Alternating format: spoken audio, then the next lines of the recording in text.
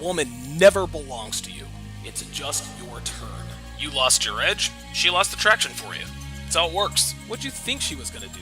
Tell you she cheated? Men cannot afford to get complacent in relationships. Get your fat ass off the couch, start lifting weights, and learn game. You're welcome. And now your man, Donovan Sharpe.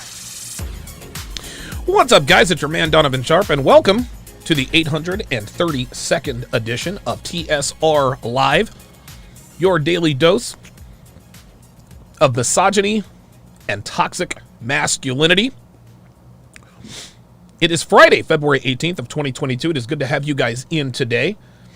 Shout out to the Sniper Squad over on Sharpe Stream, Geeky Anomaly, Hellfong, JB84, JBlaze11, Black Sun 500, C Kennedy. Good to see you in here. First time I'm seeing you. And of course, the lovely and talented Devil. Shout out to my sharpshooters on the YouTube side. The lovely and talented Devin Sharpe, double dipping as usual. Dre Raven is in the house. Jay Blaze double dipping. Dr. Thunder, Johnny Green. Blocked Party is in the house. Cigarman 85. Thank you to all of you for joining us. Of course, we are streaming live to multiple platforms. We're on Facebook, Twitch, YouTube, MGTOW.tv, Manosphere.tv, and of course, in crystal clear high definition to Sharpe Stream, which can be downloaded for Android or iOS. A couple of quick announcements before we get started here. Be sure to get your hands on my newest free ebook, 14 Questions I'll Ask on the First Date and How to Correctly Respond. Just go to donovansharpe.com/newsletter, plug in your very best email, and the book is yours. It is chock full of coupons and all sorts of good stuff, as well as knowledge. Guys, when you like, subscribe, and share, hit the subscribe button, hit the bell, go down and click all, so that you can be notified when I go live. Now, I'm told that most of you are not getting these notifications. Some of you are, some of you aren't. But just make sure you hit the all to get notifications whenever I go live or release a video. If you're still not getting notifications, go to the App Store or the Google Play app or the Google Play Store and download the Sharpe Stream app. It is absolutely free. It is absolutely free. The Sharpe Stream app is where you can watch all of my live shows. You go to Sharpe Stream, make sure you enable push notifications. If there's an update available, go ahead and update it. You open up Sharpe Stream, and voila. It is in crystal clear 4K, so you've got to have a really good internet connection to be able to watch Sharpe Stream. But the resolution is much, much clearer on Sharpe Stream than it ever is on YouTube. It is in literally crystal clear 4K. So go to sharpestream.com or go to the App Store or the Google Play Store to download the app. Pardon me. After the show, right after the show, I will be doing my Love is Blind breakdowns. Right now, we are on Season 2. We are on Season 2 of Love is Blind, and it is everything we hoped and dreamed. So if you want to stick around after the show to watch my famous Love is Blind breakdowns, this is why people call me the professor of the manosphere, because nobody breaks down live interactions like your boy. Obviously, I'm not going to stream it here to YouTube. Otherwise, we run into all sorts of issues, obviously. You can watch live on the app for free. Live on the app for free right after the show. Just type in Sharpe Stream in the App Store or at the Google Play Store. Now, you can watch for free, but if you want to be able to watch the replays of all my dating shows, go to patreon.com/DonovanSharpe and become either a patron or a member of Sharpe Stream. There, you'll get access to the past shows, the archive, all the way back to episode numeral uno. All the way to episode 1, Sharpe Shorts, Ask Donovan Q&A, the weekend Zoom calls, which will resume this weekend, videos banned from multiple platforms, access to Sharpe Stream, huge discounts on courses, and much, much more. Again, you can watch everything I do, all my premium content for free. But if you want to get access to the replays, go to patreon.com/DonovanSharpe or become a member at Sharpe Stream. Guys, do not forget the Conference of Masculine Excellence goes down in the 305. It is going down in Miami, May 19th through the 22nd. It is going to be a 4-day event. This is going to be an unbelievable event. We are going to be having conversations on how to become a better man. a better complete man. Yes, we're going to talk about women, sex, and relationships, but that's not what we're going to focus on. What we're going to focus on, building your value, becoming the very best version of yourself in every way, shape, and or form. The speakers that I have 100% confirmed. Coach Everett Overton, confirmed. Myron Gaines, confirmed. Ed Lattimore, confirmed. I have many, many, many more invitations out. There are a couple of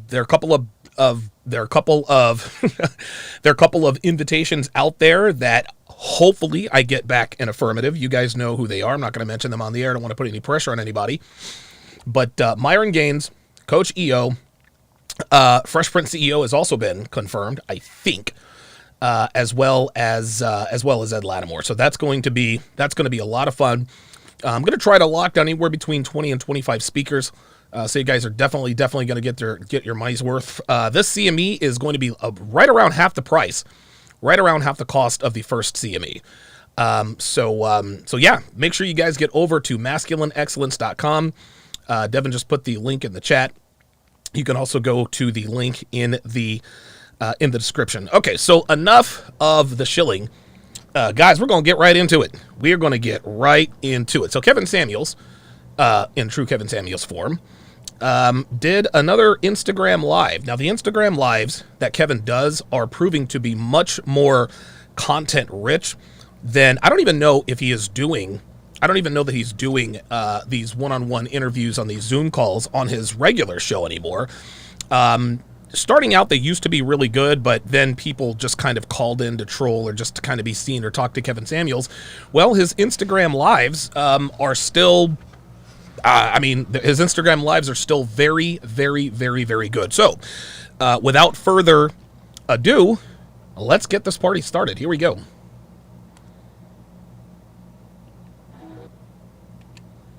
Come on. What do you do for a living? I'm an entrepreneur building a business. Okay, right there. Anytime a woman says, I'm an entrepreneur, it usually means one of a few things, right? It means she's either an Instagram model, right? She makes some sort of beauty product.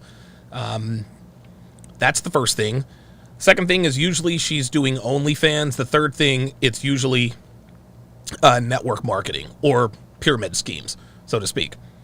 So when a woman says, I'm an entrepreneur, 9.5 times out of 10, she's an Instagram model, she does OnlyFans, or she's on multi-level marketing, the pyramid scheme.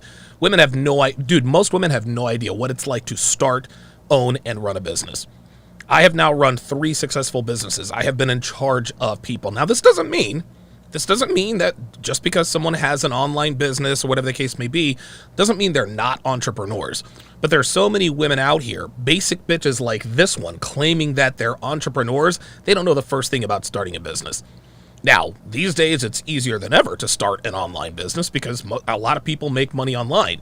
But women these days lack such agency that I don't want to say as easy as it is, but it's so much easier now to start an online business than it has ever been in human history. Yet, we still have women claiming that they're entrepreneurs and don't know anything about it, even though the internet literally hands them business ideas every day. So never believe a woman who says she's an entrepreneur. She's either an Instagram model, she does OnlyFans, or she's in some sort of multi-level marketing. So starting from scratch. And what? See this? Finance. Okay. See that? See, the reason why Kevin put out his hands is because he understands that entrepreneur is a nebulous word, like Elfong says on the Sharpe stream side. He says entrepreneur, the perfect nebulous word a woman could use. Right. This is like a paperboy calling himself a current event engineer. Lorenzo Rock says that she works for Avon. Right. Avon, Tupperware, whatever, beauty products. Listen, maybe you're a franchisee, technically, according to the paperwork, but an entrepreneur, she is not. so how are you going to find balance in life? That's what I'm looking to create. Still trying to figure that out. I've never had a male figure be direct with me of what I'm doing wrong. So I honestly feel this woman has never had a male figure be direct with her. This means that a woman has never been told no. And listen, to this woman's credit, I'll be honest right out the gate.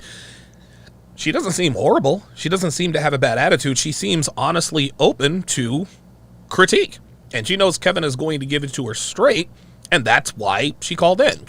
She doesn't, as far as I can tell, maybe we'll pick up on this maybe the second or third time I've watched this now twice, and I haven't picked up any undercurrent of attitude or irreverence from her. It just seems that she is very, very delusional. So that's what I will give her this. She's a 36-year-old single mother of 2. She appears to be open to suggestions, so I will give her that. That doesn't mean that she's out of the woods, but I will give her that. I feel like I've just been kind of like Merch. in the sauce trying to figure it all out, and so that's why I wanted to jump on, because I'm not sure what I'm doing wrong. What outcome do you want?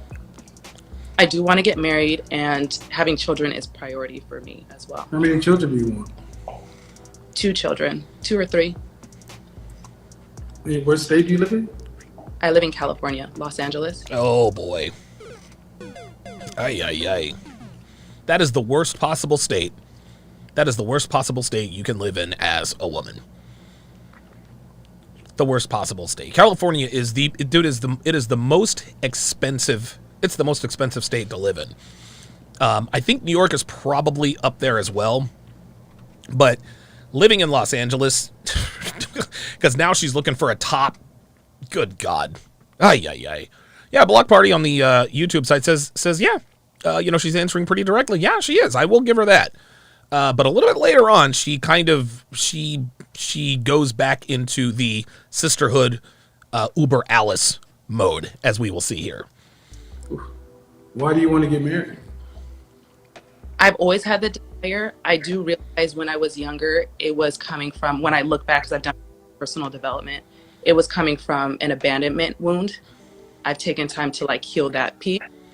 Okay, so credit to her for cleaning herself from the inside out, right? She said she had an abandonment wound, whatever. Whatever happened to her in life, I mean, I'm glad that she got the therapy, okay? But here's what we need to understand, and this might sound cold-hearted and cruel, don't give a shit. Her pain, her past trauma is not my problem, okay? On the Fresh and Fit panel, I sat 2 people down from a girl, I think she was from Colombia. She had been E-par'd by her stepdad from when she was 6 years old. 6 years old. She was E-par'd from 6 years old. This girl was a child. A child. You understand what I'm saying? That woman was in a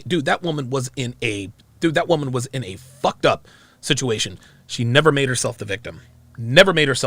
I was very impressed by that. And now I realize that I do want. Oh, but the point is she was 27 years old, single mother of 2, one of her kids is autistic.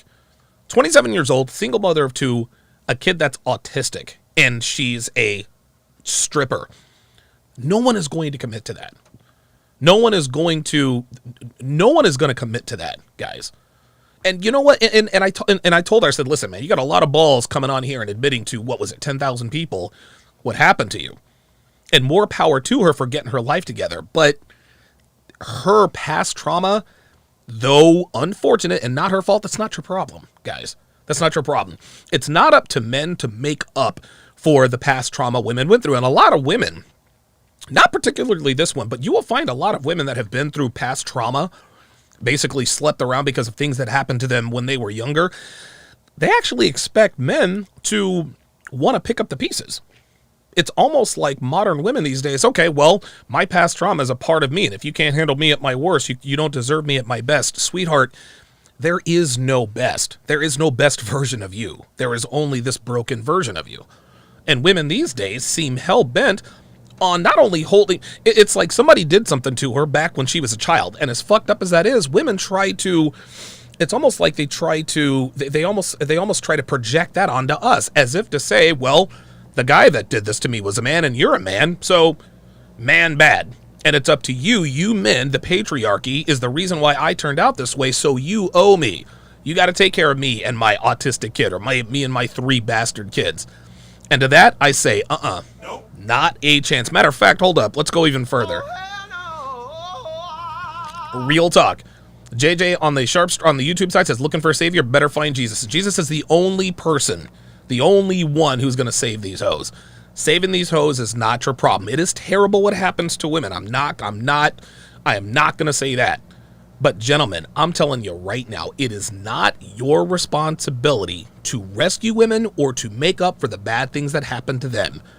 What happened to them, though tragic, not your fault. And for you to feel obliged or obligated to shoulder not only just the blame, but shoulder the responsibility and all the baggage that comes along with that, that's unrealistic. You cannot do that. Do not let women shame you into accepting them and their black flag baggage. Fuck that. I want to build something with somebody that I can have a soulmate connection and also be a power couple with. Oh boy, wow. I'm giving her 2 buzzers for that. Soulmate and power couple. There's no such thing as a soulmate, number 1. Number 2, there's no such thing as a power couple. No such thing as a power couple. And change the trajectory of my family because we don't come from marriage. I want to show that as an example for my kids. How long you watch my programs or anything like that? Off and on, not too much. Oh boy. Well, what do you think I'm about to say right now? I want you to give it to me difficult, like hard. Because I know what he's going to say. Oh my God. Or, What, the French toast? Generally, I'm just saying this: the myth of the power couple is something that was marketed to black women. Yep. real talk. What is a power couple? That means we're partners? Nope. No. Are you asking me, sir, or is that a That's a rhetorical? power couple. That means we're partners. You have 2 or 3 children. Which one? 2. Do you want your kids to be able to go to college if they want to? Yes. Do you want to travel nationally and internationally with your children? Both. Oh boy. Ooh, tall order, baby girl. Do you Tall want to have order. to work to pay significant bills after you're pregnant? Oh, here we go. Here we go. Yes, you- like Oh, You no, wanna- no, no, no, no. No, no, no, have to no. work to pay significant bills when you're pregnant. Yeah. significant bills? No. Significant. Ah, there you I- go. I You would have like to pay significant bills right now. No, sir. So, what percentage of the family financial load do you want to have to be responsible for an entire lifetime? I would say 30 to 40%. 30 to Okay, 40%. 30 to 40% That's a means big if you stop percentage. working for any reason, you stop bringing in income for any reason, the family is at serious risk. It's a wrap. If she wants to be responsible for 30 to 40% of the family finances, if something happens to her, or she gets laid up, or she takes maternity leave, whatever the case may be, the family is screwed. This is why women want to marry up. That's why they want to date up. That's why they want to fuck up. Guys, this isn't breaking news here. See, women they want all the benefits of being a power couple without any of the cost or responsibility of it. The only reason why women, and it's so funny, they say, I want to be a power couple. I want this to be a 50-50 egalitarian relationship. And then when we tell them, listen, men don't need your money, well, the reason why I want to have my thing on the side is in case something goes wrong, in case he up and leaves. But that doesn't make sense, because better than 9 times out of 10, it's women who end relationships on every level. Women end fuck buddy arrangements. They end casual relationships. They end cohabitating relationships. They end boyfriend and girlfriend relationships. They end marriages. Better than 9 times out of 10, it is the woman who leaves the relationship, either directly or indirectly. So they're going to have to come up with another reason they want to be a power couple, or the reason why they feel like they want to be responsible for 30 to 40% of the finances. It does not make fiscal financial sense. Serious risk, meaning you will not be able to stop working under any circumstances. Nope. Yeah, welcome to manhood. Is that what you're saying? That's a good question. No, ideally, no. Because not working while you're pregnant doesn't line up with 30 to 40%. There it is. So what percentage of the overall Hell Fong on the Sharpe stream side says, making men of present day pay the price for men of the past equals no future. family Real financial talk. load do you want to have to be responsible for? This is not negotiable. It has to be done. Has to happen. No, I appreciate. I would say 10%, honestly. Okay, 10%. 10%, then why work?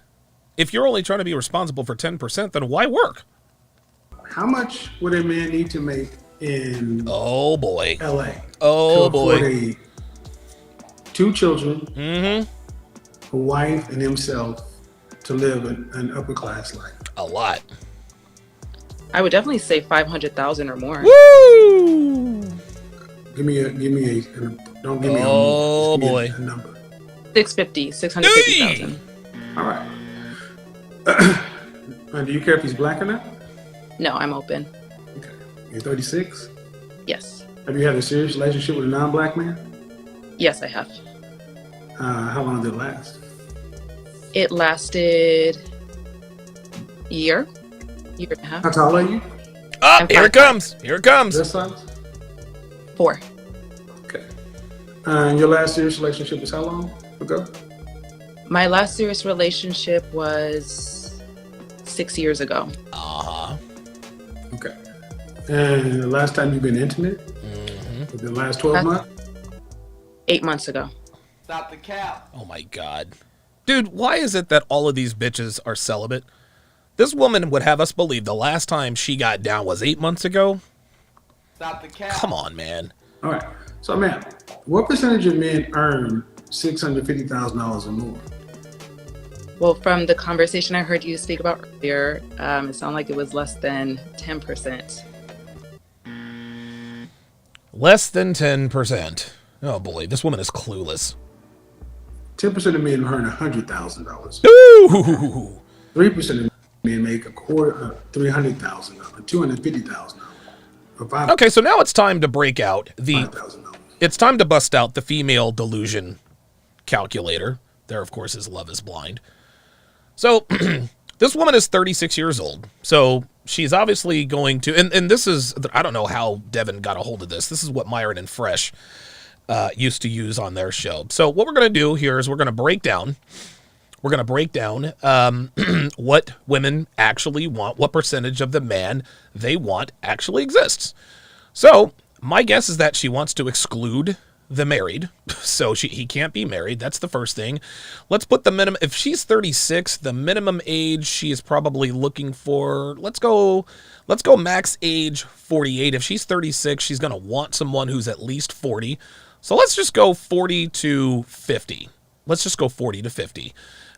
She said that she was, she was open to dating other races of men. Okay, no problem. Now, minimum height. The minimum height, I don't think... Wait, hold on. Let's go back. Did he talk to her about the height yet? Hold on. Let's go back. I want to make sure we get accurate... I want to make sure we're getting accurate information here. Let's make sure. 3% of men make... Okay, 10%, 100,000.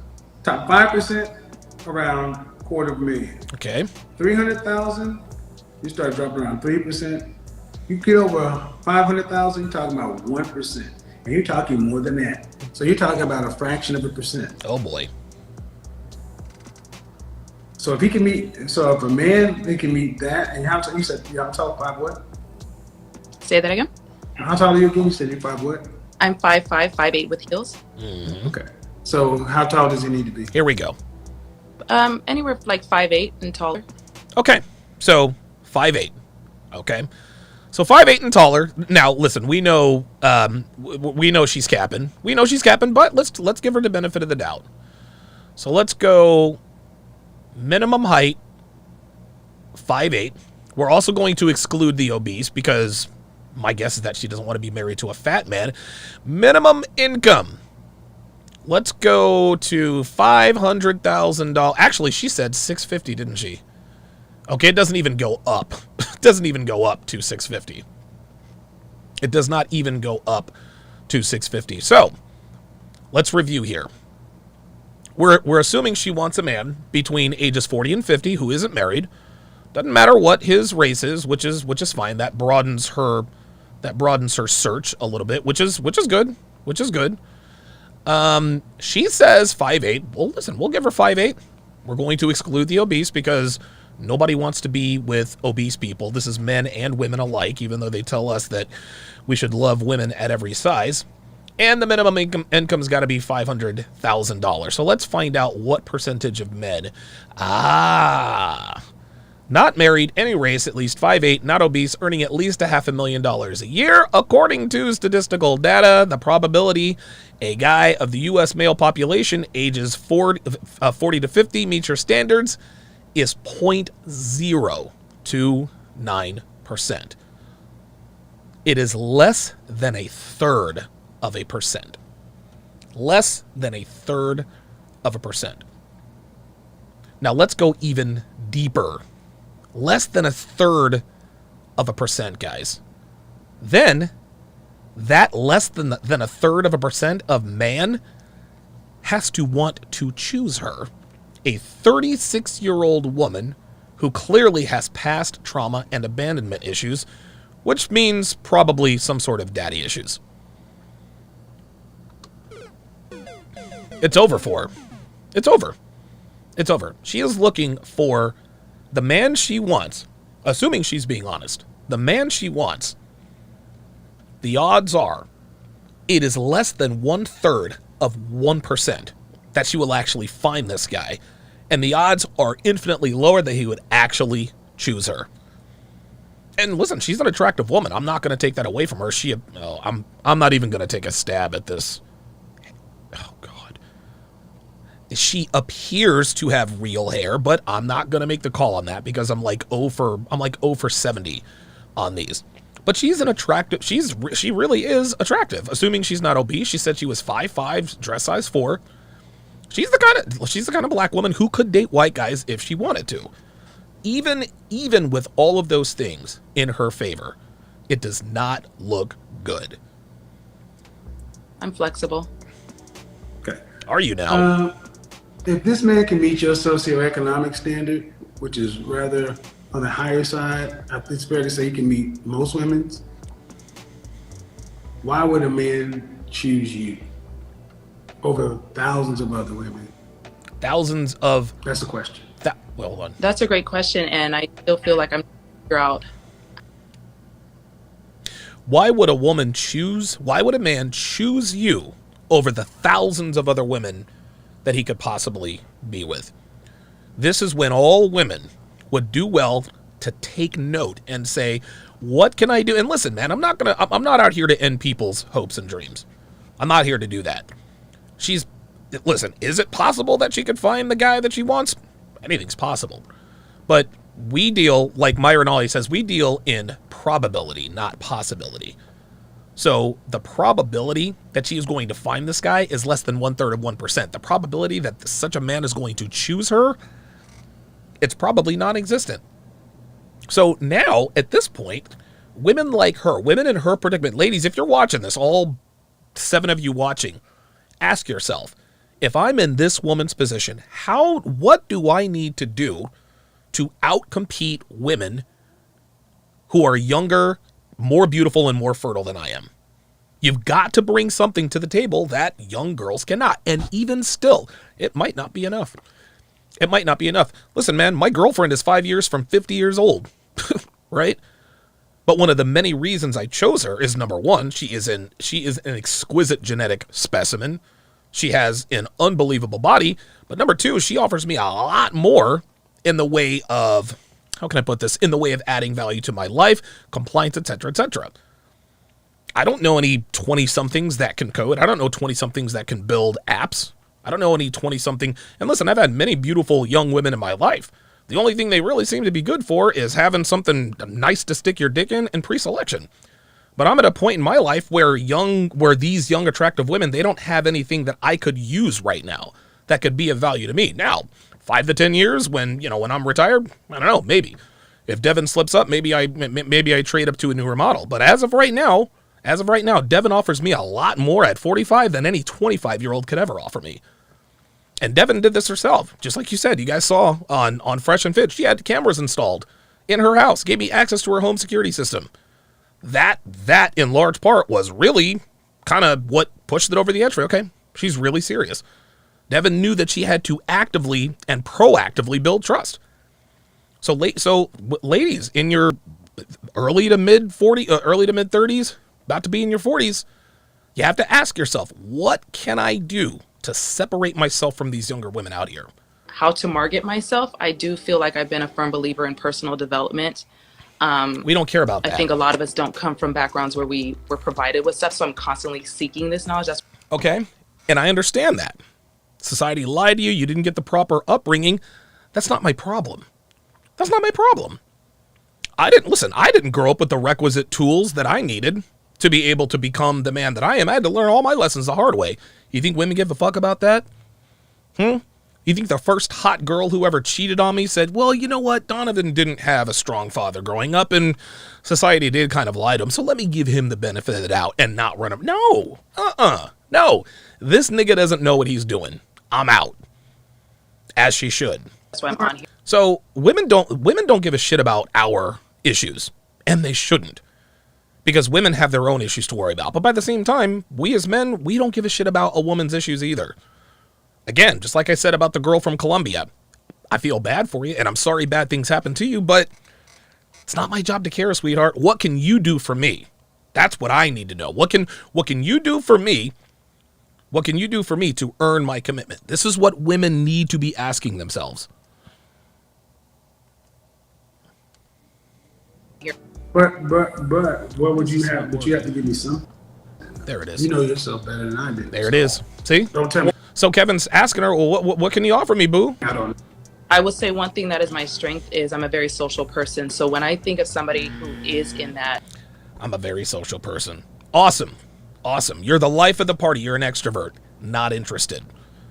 Extroverted women are far more likely to cheat than introverted women. Yes, introverted women do cheat. I'm not sitting here saying that, oh my God, introvert. No. Introverted women cheat, and they're better at it because they're introverts. But selecting a woman, vetting a woman is about vetting. It's about vetting the characteristics and traits that are less likely to lead to infidelity. Introverts are less likely to engage in infidelity than extroverts. And the reason why is because extroverts naturally get more attention as a natural byproduct of their personality. So she's thinking that being an extrovert actually works in her favor in terms of trying to get the attention of this, 0.029% man. Sorry, sweetheart. That's no good. income bracket, I feel like I would their Merch. business because of the social relationships that I have. I would be that connector. I'm really known for being a good networker. So I think I'd be add value.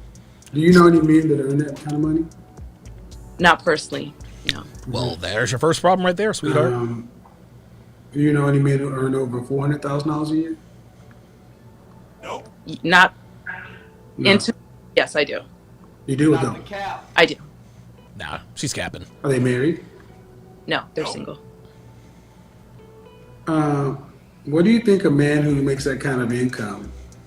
What are some of the things they would want from a woman? Uh-oh. There's the $1 million question. I definitely feel they want a baddie for sure. For what? A baddie, they want somebody who is a 10 and 10. See, here we go. This is why we know she's clueless. This is why women are losing. This is why women are losing. A man who is super duper duper successful. We're not looking for a woman who's a perfect 10. That's an added bonus. But any man who has enough experience with women knows and understands that women who are perfect 10s are fucking useless outside of getting you other perfect 10s. I remember as recently as, I don't know, maybe 40, 50, even 60 years ago, extremely beautiful women also had agency. They knew how to cook, they knew how to clean, they had good introverted social skills, they knew to speak when spoken to, they knew how to stick with their man, help him work the room, etc., be at his side, nod, make him look good, represent him well. Those are the kinds of things that young, beautiful women used to know how to do. Young, beautiful women don't even know how to... Dude, young, beautiful women don't know how to act on Fresh and Fit.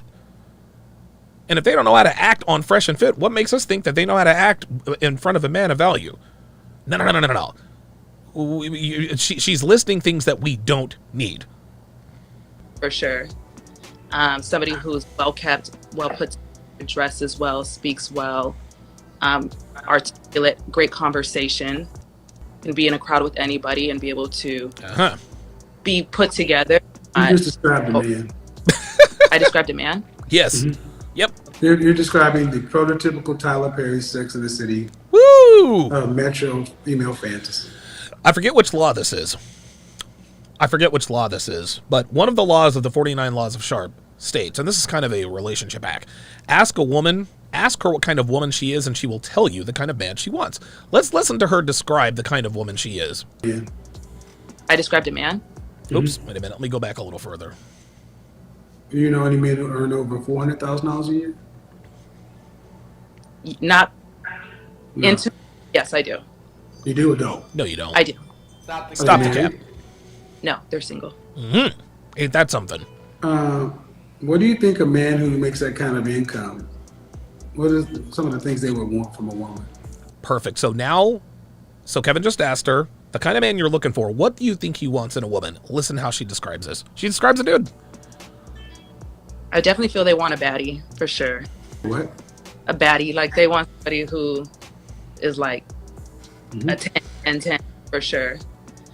So As a man who has had many, many relationships on varying levels with perfect tens, I can assure you, we're not looking for perfect tens. At least not in that context. somebody who's well kept, well put, dresses well, speaks well, articulate, great Jay Blaze on the YouTube side says she's talking about a high-class sugar baby. Yeah, I agree. conversation, and be in a crowd with anybody and be able to be put together. You just described a man. Uh-huh. There it I is. described a man. Yep. You're describing the prototypical Tyler Perry Sex and the City metro female fantasy. Men at that level tend to be very traditional. They're housewives were raised to be housewives. That's all right. There it They're not is. Socialites, they're not networking. Hold on. Housewives were raised to be housewives. They're not socialites, they're not networking. They don't need you to network. They're already, the ends are meeting like a motherfucker with these men. Real talk. Real talk. So you ladies have been told, go out and get your PhD, I'm a PhD. and then you go out here and you can network and help them build a business. You don't need you. No, we don't need none of that. Would your kids be in private school or public school? Oh, boy. I would like them to be homeschooled. All right. Would you have a housekeeper?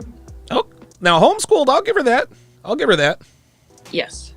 Would you have somebody to help prepare food, the Whoa, so she wants a housekeeper? meals? I like to cook. That's my love language, one of my love languages. I love language. Cooking? Cooking isn't a love language. It But, feels but I mean, Check this out, ladies. Check this out. Cooking is not a love language. Sex is not a love language.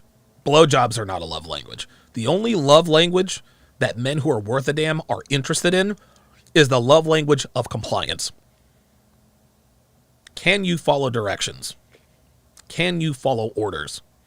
Can you follow a leader? That's it. That's it. Now, there are many other things under that umbrella that compliance encompasses. But ladies, your only love language needs to be compliant. If you find a man who's worth a damn, and trust me, you'll know him when you find him, your love language to lock that man down is compliance and proactively building his trust. That's what your love language needs to be. My love language is adventure and food. No. Fuck that noise. You're goddamn, listen, if you're going to be my woman, you're goddamn right you better cook. You're not cooking because that's your love language. You're cooking because that's a part of the job description. Oh, well, I'm going to cook because it's my love language. No, you're going to cook because that's a requirement of high value men who are worth a damn. asking, would you have Kyle 2020 with the with the Ash gif. You need to learn how to speak your love language. somebody who would help you with the household chores, but they wouldn't cook? Geeky Anomaly says, how are you going to homeschool them if you're working? That's a good question, GA. yes. Yes, they would, or no, they wouldn't. I like to cook. I personally like to cook. Yes, they would, or no, they wouldn't. No, they would not. Would you have a nanny? Yes. Oh, my God. So you want a housekeeper and a nanny. So a housekeeper and a nanny. So what is she there for? Right? Like, So effectively, you're going to incubate a baby. yeah, that's it. Yeah, there it is. There it is. Yes. So basically, what a man at that level effectively gets your DNA. As another woman in the house, I don't think she is grasping what Kevin is telling her. I don't think she's grasping this. What Kevin is telling her is that all this man gets in return for his commitment and resources and affection and time and attention is just your 36-year-old womb. Like, that's it. You don't want to raise listen, you want your kids homeschooled, but you want to have a nanny. So all you're going to do around the house is cook? You're not going to clean. You got a housekeeper to keep the house clean. You got a nanny to take care of the kids. What are you around for? See, this is the problem with modern women. This is the problem with modern women. They know that men, we are basic creatures. We're not hard to please. But the things that they can do to actually please us and keep us around are the things that they're unwilling to do. They'd rather farm it out. Well, I don't want to really take care of these kids, so I'm going to have a nanny. Right? I'm not trying to clean up our 5,000 square foot house, so we'll have a housekeeper. Where's all this money coming from? Where's all this money coming from? Help tend the house, another woman help raise the children. He gets your DNA. Oh, my mistake. Walton Rich Morgan corrects me. He says she's there to help him network. My mistake. My mistake, Walton.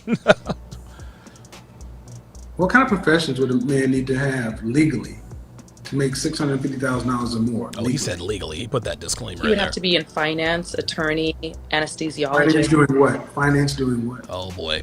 I would suppose you'd have to be like a financial advisor For whom? for athletes or the 1% wealthy, managing funds for them. Okay. And you said an attorney? Okay, so she seems to know what. Listen, anesthesiologists make very, very good money. The reason why I know this is because for Devin's boob job, we had to pay an anesthesiologist a shitload of money. So she's got that. She's got that right. Let's see if she passes the rest of the quiz here. An attorney, What kind of attorney? entertainment attorney, Oh, boy. corporate law. Oh boy. Okay. What else? Oh boy. What are the other type? They would have to be in finance. I would say like, stocks, things of that sort, like Wall Street. Boy, Those are that's the ones that come to my very mind right general. now. It's kind of general, If isn't you it? want this high post man, I think you should be able to know at least what he does. See, this is what I'm showing. You ladies like yourself. Yeah, Johnny Green just nailed it. Sounds like she wants a scammer. Right? Sounds like she wants one of these scam artists. If you want this luxury lifestyle, and you can't even give me 5 professions that you would look into. Okay. Well, let's go on the other side. Wow. Shout out to Marco HTN. Welcome to chat privileges at Marco HTN to welcome him to chat privileges. Let's get an age and location check in the chat. Age and location. Marcus with the $2 super chat says less than 1/30%. Yeah, exactly. Exactly. You guys, listen, you guys know exactly how this works. Guys, be sure to get your hands on my newest free ebook, 14 questions she'll ask on the first date and how to correctly respond. Just go to donovansharpe.com/newsletter, plug in your email, your very best email, and the book is yours. Let's continue. An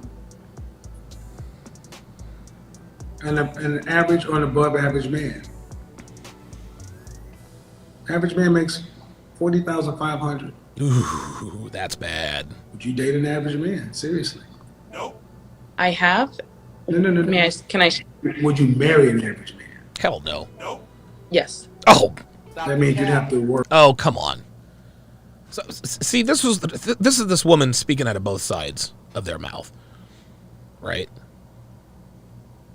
She wants a nanny and a housekeeper, but she's willing to marry an average man. No, she's not. Of course she's not. And she only wants to work to pay 10% of the bills. Do you guys understand why Kevin's channel exists? Because half of these women are really just telling Kevin.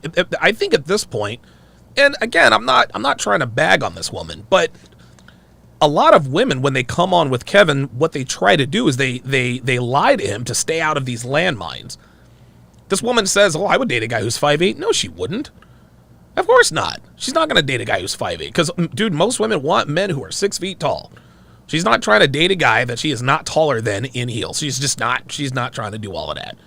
And 5'8" just ain't going to cut it. And JJ on the YouTube side said she went from 600K to average man. Right. This is all cap. This is all cap. At this point, and it's so funny, when women come on to Kevin Samuel's show, there's so much virtue signaling. It's crazy. It's crazy, man. Work and bring home substantial money. because Yes. your lifestyle and his lifestyle are different. That's all right. You'd be the breadwinner. There you go. You would do that. That's why I feel toggled between the two, and that's why I work my business right now, because I've tried dating guys that were, I guess you would say, the average blue But collar. the answer is no or yes. It's no. Can you ask the question one more time? I'm sorry. Would you decrease your lifestyle and your standard of living to marry an average man? No, I would not decrease my lifestyle. All right. See, there we go. There it is. So if she wouldn't decrease her lifestyle, then what makes us think that she would actually date and or marry an average guy? Like, none of this is making sense. So this is the problem.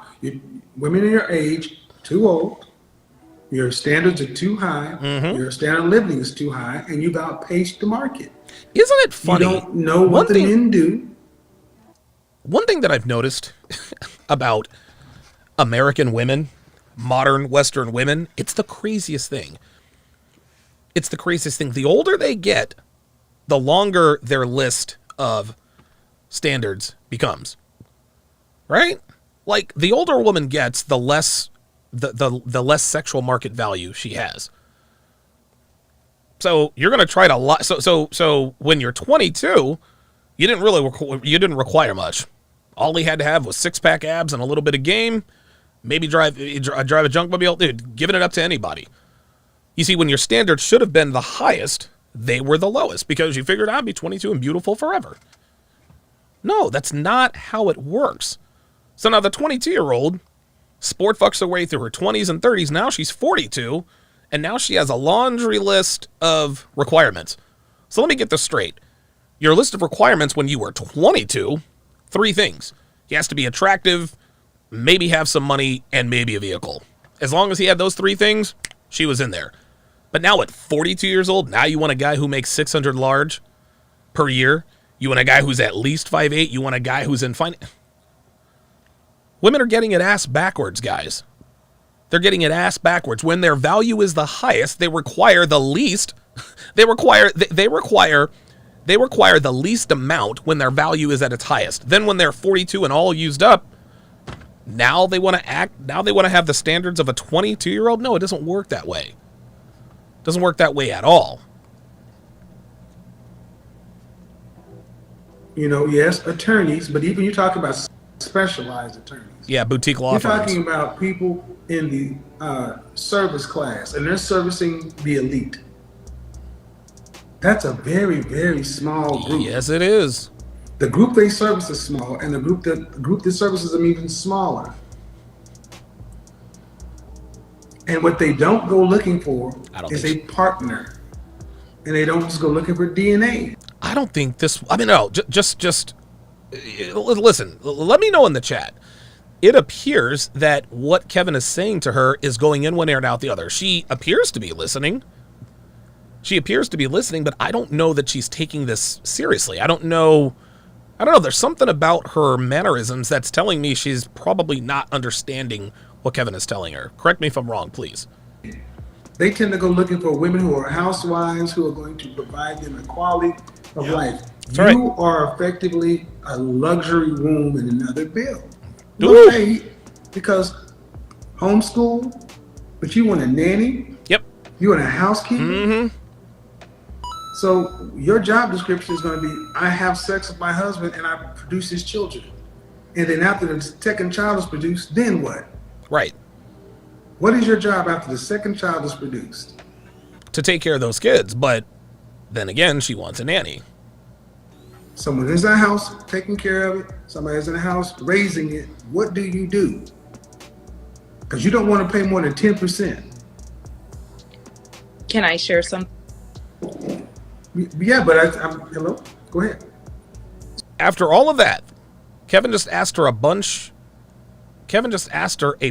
of questions. She didn't answer one of them. She says, Can I share something with you? What are we doing? So when I've tried dating guys that were like the last gentleman that I was dating, he was a truck driver. And what was coming up was he was expressing that just the way I dress and put myself together, he was intimidated by. Okay, this is why we know she's not listening. Kevin perfectly illustrated the gap between her fantasy and reality. Okay?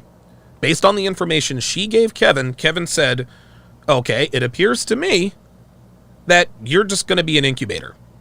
You're just going to be a sperm receptacle. You're going to shit out a couple of kids and then be able to do whatever you want because you've got a nanny and a housekeeper. So after you shit out that second kid, what is your job going to be? What is your job going to be? She does not have an answer because she was not listening. She's not taking this in. So what she decides to do in response to Kevin's question is regale us with the fact that a blue collar guy said that he was intimidated by her by the way she dressed. This makes and you know, it's funny. I don't detect any aggression from her. I don't detect any sort of disdain from her, but that doesn't mean that there isn't. You understand what I mean? Just because she's not outwardly, and she said she's an extroverted person, I'm not getting that from her right now. And I do believe that she is an extroverted person, but there's precious little evidence of that on the screen. She's not cutting Kevin off. She's not doing any of that stuff. She's listening to respond. She's now in you know, listen, she's giving the appearance of active listening, but she's only pretending to listen. She's yes and you know, she furrows her eyebrow and all that stuff, but she's not really listening because she cannot. This is one of the many ailments of the modern woman. They simply cannot answer questions directly, or they will not. And they do it for one of two reasons. Number one, because they weren't listening. And number two, they know that if they answer the question, it makes them look bad. This is why, what's-her-name, Shay, couldn't answer any of Tommy's questions directly. Shay asked Tommy, why do you talk about black women like you do? Tommy answered her directly. Then Tommy asked her questions, why do you have a problem with it? She could not answer the question directly.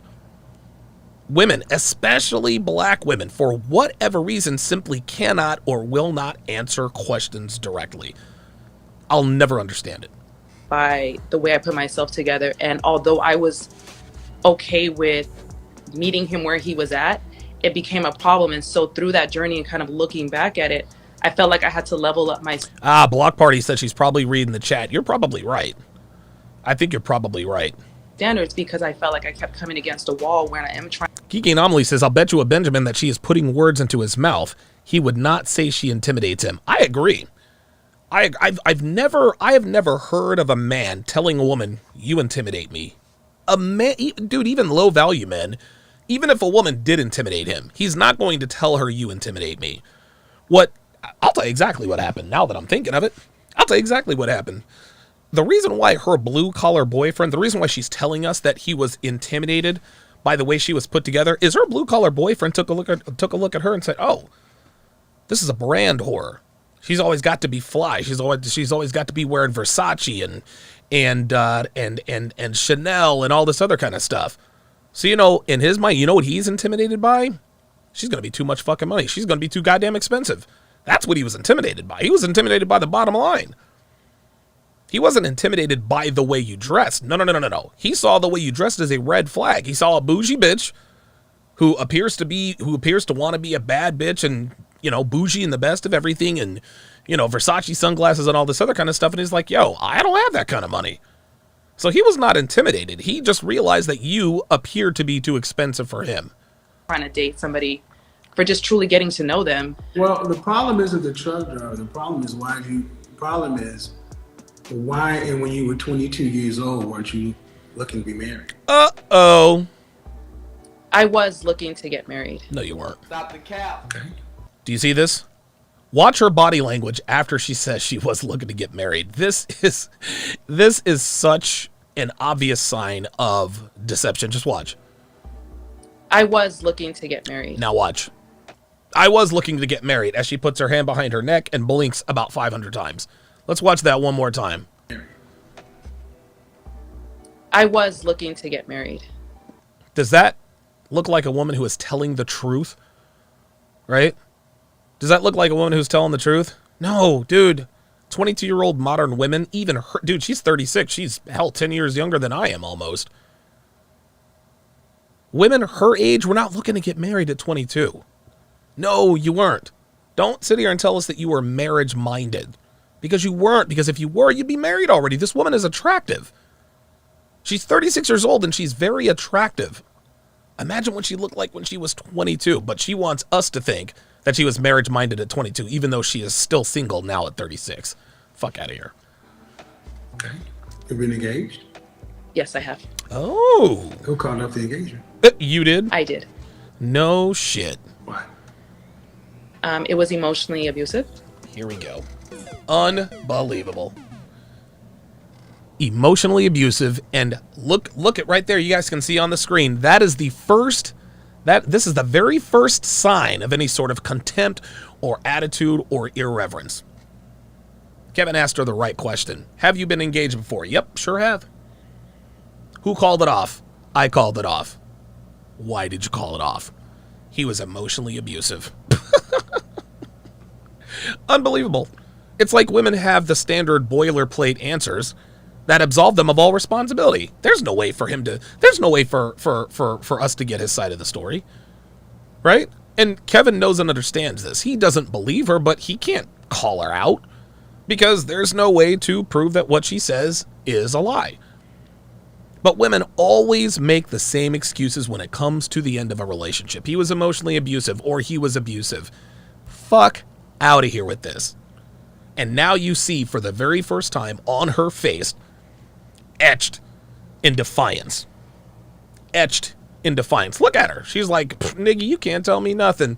You thought you had me checkmated? He was emotionally abusive. Now what? That's exactly the look on her face that she has right now. That is a goddamn lie. That is a goddamn lie. Women always use the same excuses. And emotional abuse is such a nebulous term. Dude, as far as a woman is concerned, as far as a modern woman is concerned, emotional abuse is a man who does not let her get her way. That's about it. He gives you orders. He gives you instruction. He was emotionally abusive. Bitch, miss me with all that nonsense. These bitches all have the same answers. So you've not dealt with any suitable men in your life that were marriage minded. I did not know how to look for that at the time. No. But the answer More blame shifting. is you had. He just didn't know. Yes. Oh, Kevin let her off the hook. Kevin let her off the hook. I have dealt with marriage-minded men. I just didn't know. Listen, man, ignorance of the sexual marketplace is no excuse. They tell niggas, they tell us all the time, oh, she played you, you should have known. Oh, she got you for, $50,000, you should have known. You should have known she was trying to finesse you. But she wants us to feel sorry for her because she's been involved with marriage-minded men. Oh, she just didn't know. But there was one marriage-minded man that you broke up with because he was emotionally abusive. All these bitches talk out of both sides of their mouths, man. You weren't really looking because if you weren't available to receive it. So, do you make room for the possibility of the fact that this is what tends to happen with women? You're hypergamous. You want a man to have at least what you have. What happens the longer you work in your profession? You make more money. That's right. The older one gets, the more you've experienced. You want a man that's way up here. Mm-hmm. But your sexual marketplace value is down here. Yep. Relative to this. That's all right. And if this man is up here, just like you would have to settle, he'd have to settle. And he ain't finna do that. Is it fair to ask him to settle? No. And he's not going to. No, he's not. And if you don't actually get somebody, and what happens, do you earn over six figures? Hell no. No, I don't. You can tell she doesn't. Not right now. Over six figures? Oh, here we go. Have you ever earned over six figures? Yes, I did. Stop the cap. For how long? 3 years. Stop the cap. In L- I don't believe this woman has ever sniffed six figures. The reason why she's telling us she made six figures is because she believes that gives her the right to demand a man make six figures. Well, I made six figures, so listen, man. Byron says this all the time. A millionaire or even a billionaire. A millionaire or billionaire will date a broke bitch who works at Burger King if she's hot enough. It ain't about what you make, baby girl. LA? Yes. Over 200,000? Not over 200,000. No. Over 150? Less than 150. Oh So boy. due respect, Oh boy. you were making about 125. So that was like making $63,000 in Give me a Atlanta. break. Give me a break. So, ma'am, the way you kind of come across, Here he comes, is like you're making $250,000 in Dallas or Houston. You're an above average earning woman. Okay, but you want a man who's making multiples more. Yep. What does your father do for a living? My dad is unfortunately What did he do for a living? he was an X-ray tech and Do you saw how Kevin diverted that question? What she was about to try to do was make this about her deceased father. I'm assuming, and as Kevin also did, assuming that unfortunately he's no longer with us, which takes the conversation in another direction. But Kevin sideswiped that. What did your father do for a living? Kevin, his skills are really starting to get dialed in because he is undeterred. Him and Myron are the same way. They will head women off at the pass. Now Myron's a little less experienced with it because he'll let them talk for a little while. But the way Myron does it, he lets them give themselves enough rope to hang themselves with. And Myron is there at the noose at the end. Kevin, Well, unfortunately, my father, what did your father do for a living? owned like real estate. What did your mother do for a living? He was an RN. Okay, so your mother and father were middle class? Yes. There you go. Why in the hell are you looking for a rich man? That's a good question, Kevin. And I've got the answer. Because the world tells basic bitches that they deserve rich men. That's why. A lot of you ladies out here need to admit that you're just basic bitches. You're a basic bitch. There's nothing wrong with being a basic bitch, but if you're a basic bitch, you're going to have to settle for an average guy. Okay, high-value men are not settling for basic bitches. They're just not. What's a basic bitch? A basic bitch is a woman who's, I don't know. I mean, shit. I can't put an age range on it, but a basic bitch is, I don't know, on a sexual market value scale, anywhere between a 4 and a 6. No real discernible skills. They can't cook. They can't clean. They claim to be an Instagram model. They go from job to job. They get 3 W-2s every year because they work multiple jobs. They're always moving. They're getting kicked out or roommate. That's a basic bitch. That's a basic bitch. Janae Amore, the bitch that was going back and forth with Solo TV 84. She is the embodiment of a basic bitch. She is just basic. Most American women are basic ass bitches, y'all. And this is why this community reacts this way when women like her, and this is no shade on her. She just needs to realize that she's a basic bitch. Well, Donovan, you're a basic nigga. I used to be, and I got tired of being a basic ass nigga. So you want to know what I did about it? I went out and I made myself above average. I made myself above average.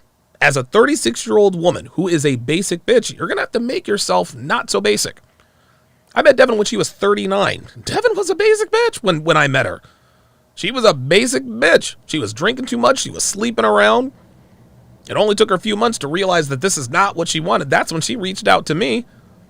And I told her straight up, sweetheart, you're a basic bitch. Now, you are an excellent physical specimen. So I'll pay a little bit of attention to you, but you're a basic bitch. And if you want to keep my attention, you need to not become basic. So what did Devin do? She helped launch my podcast. She built my website. This is all before I gave her the title of girlfriend. She did whatever I told her to do. She dressed the way I told her to. She colored her hair the way I told her to. She got her nails done the way I told her to. She got her ears pierced, got her navel piercing. Everything I told her to do, she did. Then she helped me with the coding on the back end, the SEO. Then she took me on a trip to Hawaii. When we got back from Hawaii, she put the full court press on, installed cameras in her apartment so that I could see what she was doing all the time. Well, at that point in time, Devin was no longer a basic bitch. She was no longer a basic bitch. It took her 18 months to get from being a basic bitch to being girlfriend worthy of Donovan Sharpe, but she did it. Most of you ladies out here are basic bitches. That's not a bad thing if you resolve your mind to do something about it. You have to resolve your mind to do something about it. If you don't resolve your mind to do something about you being, and the first thing you need to do is admit, okay, I'm a basic bitch. You don't even have to call yourself a basic bitch. Call yourself an average woman, right? You're the average rank and file woman. I'm an average woman. What can I do to make myself above average? That's the only way you're going to have a chance to grab the attention of the men you want to notice you. That's the only way. Because high value men, they ain't changing. They don't have to. They've got young women throwing pussy at them all day long. So how can you differentiate yourself from the 22-year-old with the unbelievable boob job and perfect body? How can you outcompete her? That's what you need to ask yourself. You need to understand maybe there isn't a way to outcompete him, depending upon where that man is in life. And to be quite frank, Devin, if Devin had met me 5 years earlier, I would not be with her now. Because there was nothing that she could offer me at that point in my life that could differentiate from the bitches I was banging. Dude, I was up to my eyeballs in strippers, cocaine, 8, 9s, and 10s, man. Had a badass apartment, drove a badass car, spoiled for choice. At that point, I didn't want the party to end. You know, after a few years, getting in trouble with the law, my needs changed. Devin and I met each other at the right time at the right time of our lives, and however long this goes, it is what it is. But it first started with Devin admitting to herself, I'm an average woman. I'm a basic bitch. What can I do to make myself above average? This is what this woman, along with a bunch of other women who are watching this, need to ask themselves.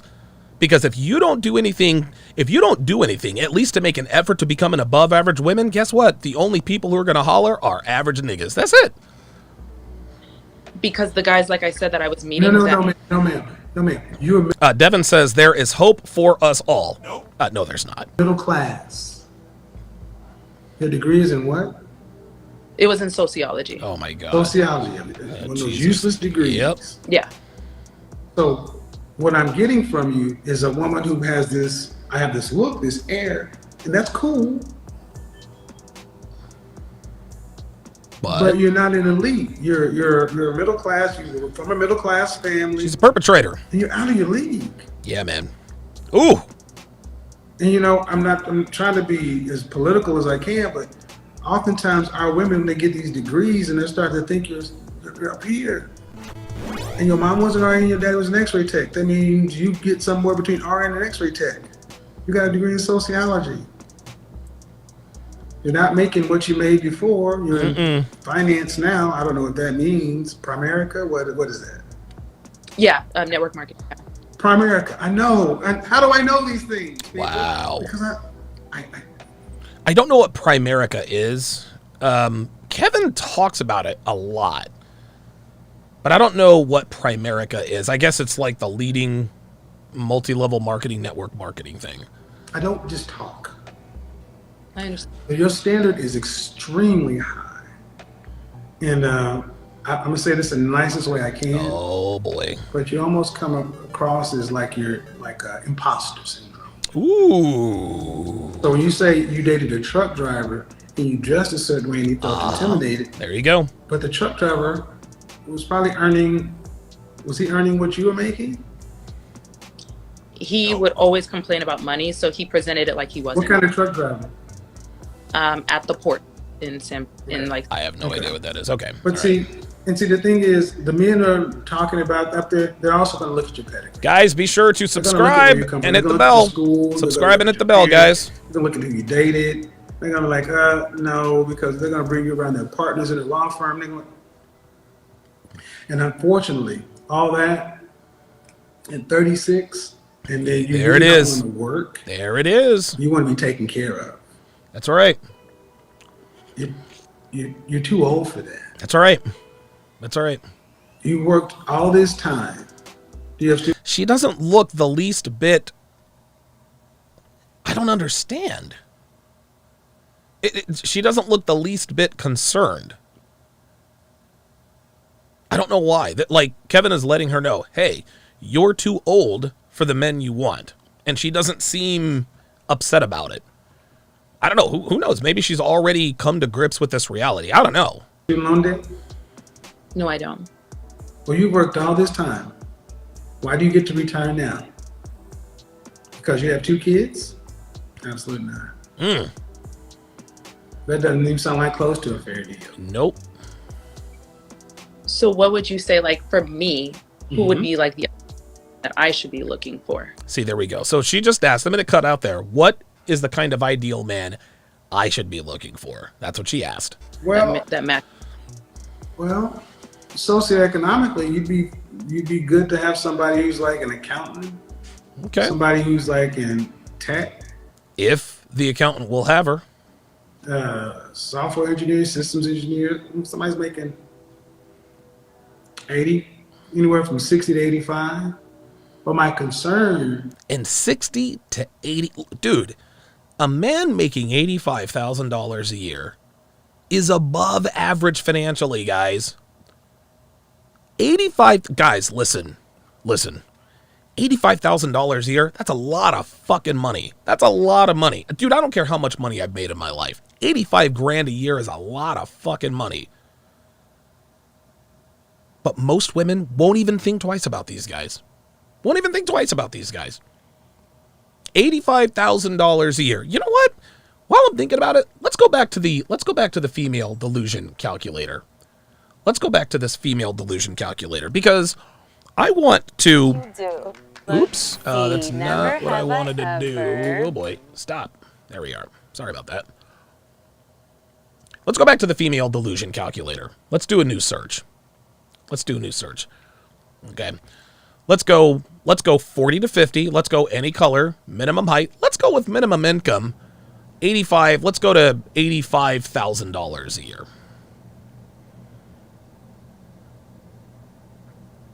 Okay. Let's find out how much the percentage jumps. There you go. The percentage Jesus Christ. The percentage goes up exponentially now, unfortunately. It is still 1.9%. So 2 out of every 100 men meet her qualifications at just the $85,000 per year, right? And this is not about possibilities, this is about probability.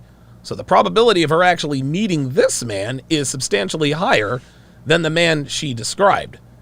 But like I said, guys, women are not looking at men who make $80,000. I remember one time there was this girl on Fresh and Fit. This is a long time ago, back when they first started having girls on.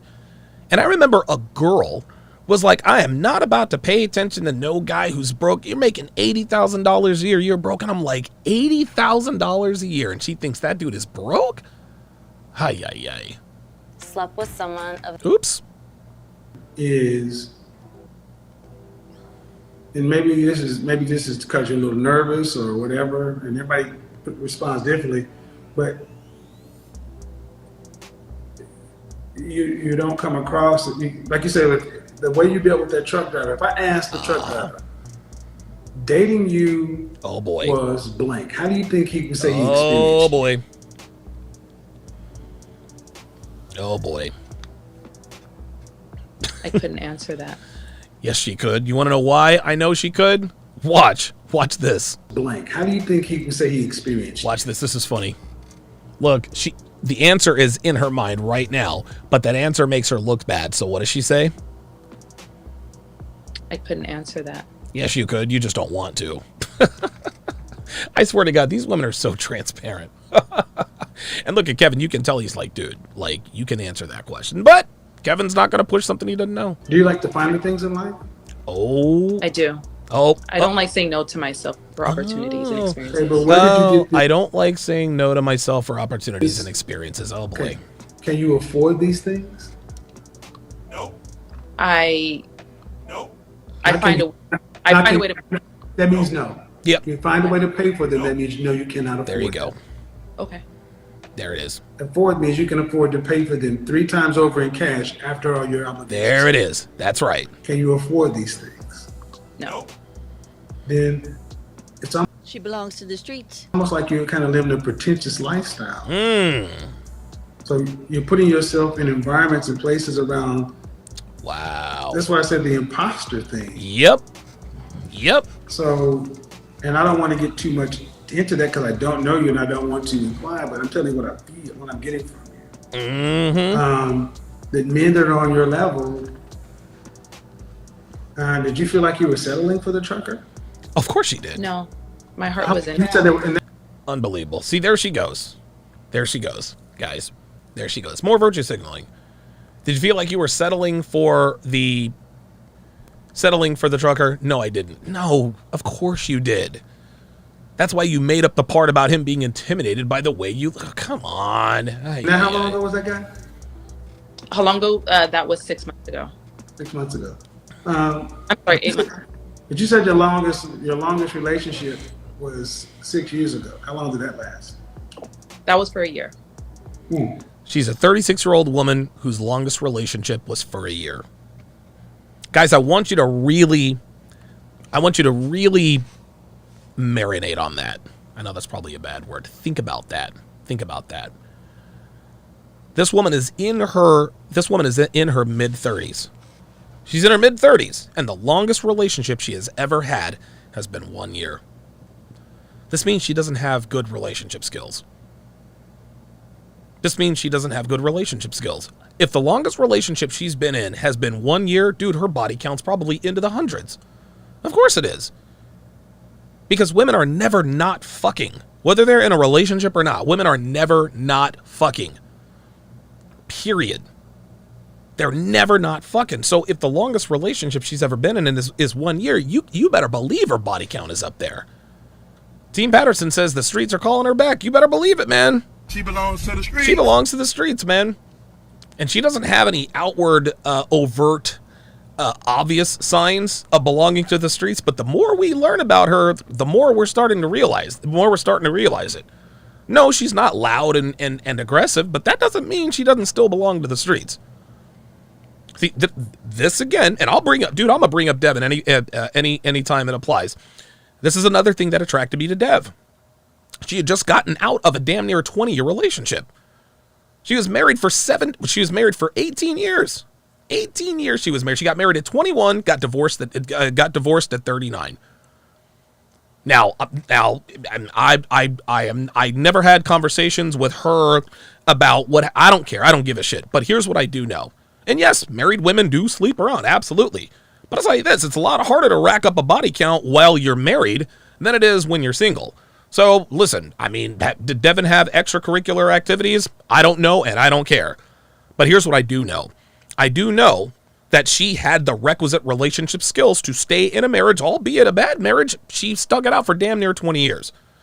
So that told me that Devin was no stranger to adversity. She really tried to work it out. And when it just became too much, that's when she decided she wanted out. Of course, Devin ended the marriage, as 85% of marriages are ended by women. But it was not lost on me. It was not lost on me that she gave this the old college try. She gave this man the best years of her life. The best prime years of her life. She had nothing to show for it. But what that said to me, okay, the longest relationship she's been in is 18 years. I can work with that. That made the transition a little easier. That doesn't mean that it was easy for her to adhere to my training. But the fact that she had been in a relationship for that long, that gave me something to work with. That and her aesthetically pleasing genetics. Ask a girl, guys. Ask a girl, what is your longest relationship? Most girls have been in relationships for 2 or 3 years at a time. Most of them. But every once in a while, you run up on a girl who says, longest relationship I've ever been in is 6 months. That means she's a bona fide hoe. Straight up. Every single time she's a bona fide hoe. Damian Gibson with the $20 super chat says, another TSR Masterclass KS breakdown. This shit is surgical. I try. Daniel Gibson, welcome to chat privileges. At Damian Gibson, rather. At Damian S. Gibson, to welcome him to the TSR family. Let's go ahead and do an age and location check. Block Party says C-Thrim. Yeah, there's a lot of C-Thrim going on with this girl. I believe there's a lot of C-Thrim. C-Thrim means cloak the hood, rat, and me. She's being fake feminine. And again, she seems very laid back. She seems to be almost too non-confrontational with what she's being told. Like Kevin is telling her, sweetheart, like, it's over for you. And she seems to be okay with it. Let's continue. What's the longest relationship you've ever had? Uh-oh, here we go. A year and a half. Wait a minute. Is a year and a half? Well, whatever. Sounds like you've had some counseling or some therapy. Yeah, I've had to. Okay, so... All right, well, good for her. Are you openly affectionate? Yes, I am. That's cap. Watch her mouth Watch her mouth when he asks her if she's openly affectionate. Watch her mouth. Watch. Yes, I am. Right there. You see that? See that? Let's watch that again. She's being dishonest. Are you openly affectionate? Watch. Yes, I am. Yeah. Look. More signs of deception. I don't believe this woman is openly affectionate at all.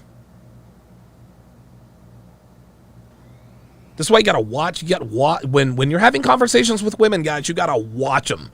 Don't just take what they say at face value. I'm not saying this woman is bad or terrible. All I'm saying is that her body language betrays what she's saying. She says she's affectionate, but her body language, her facial expressions tell a different story.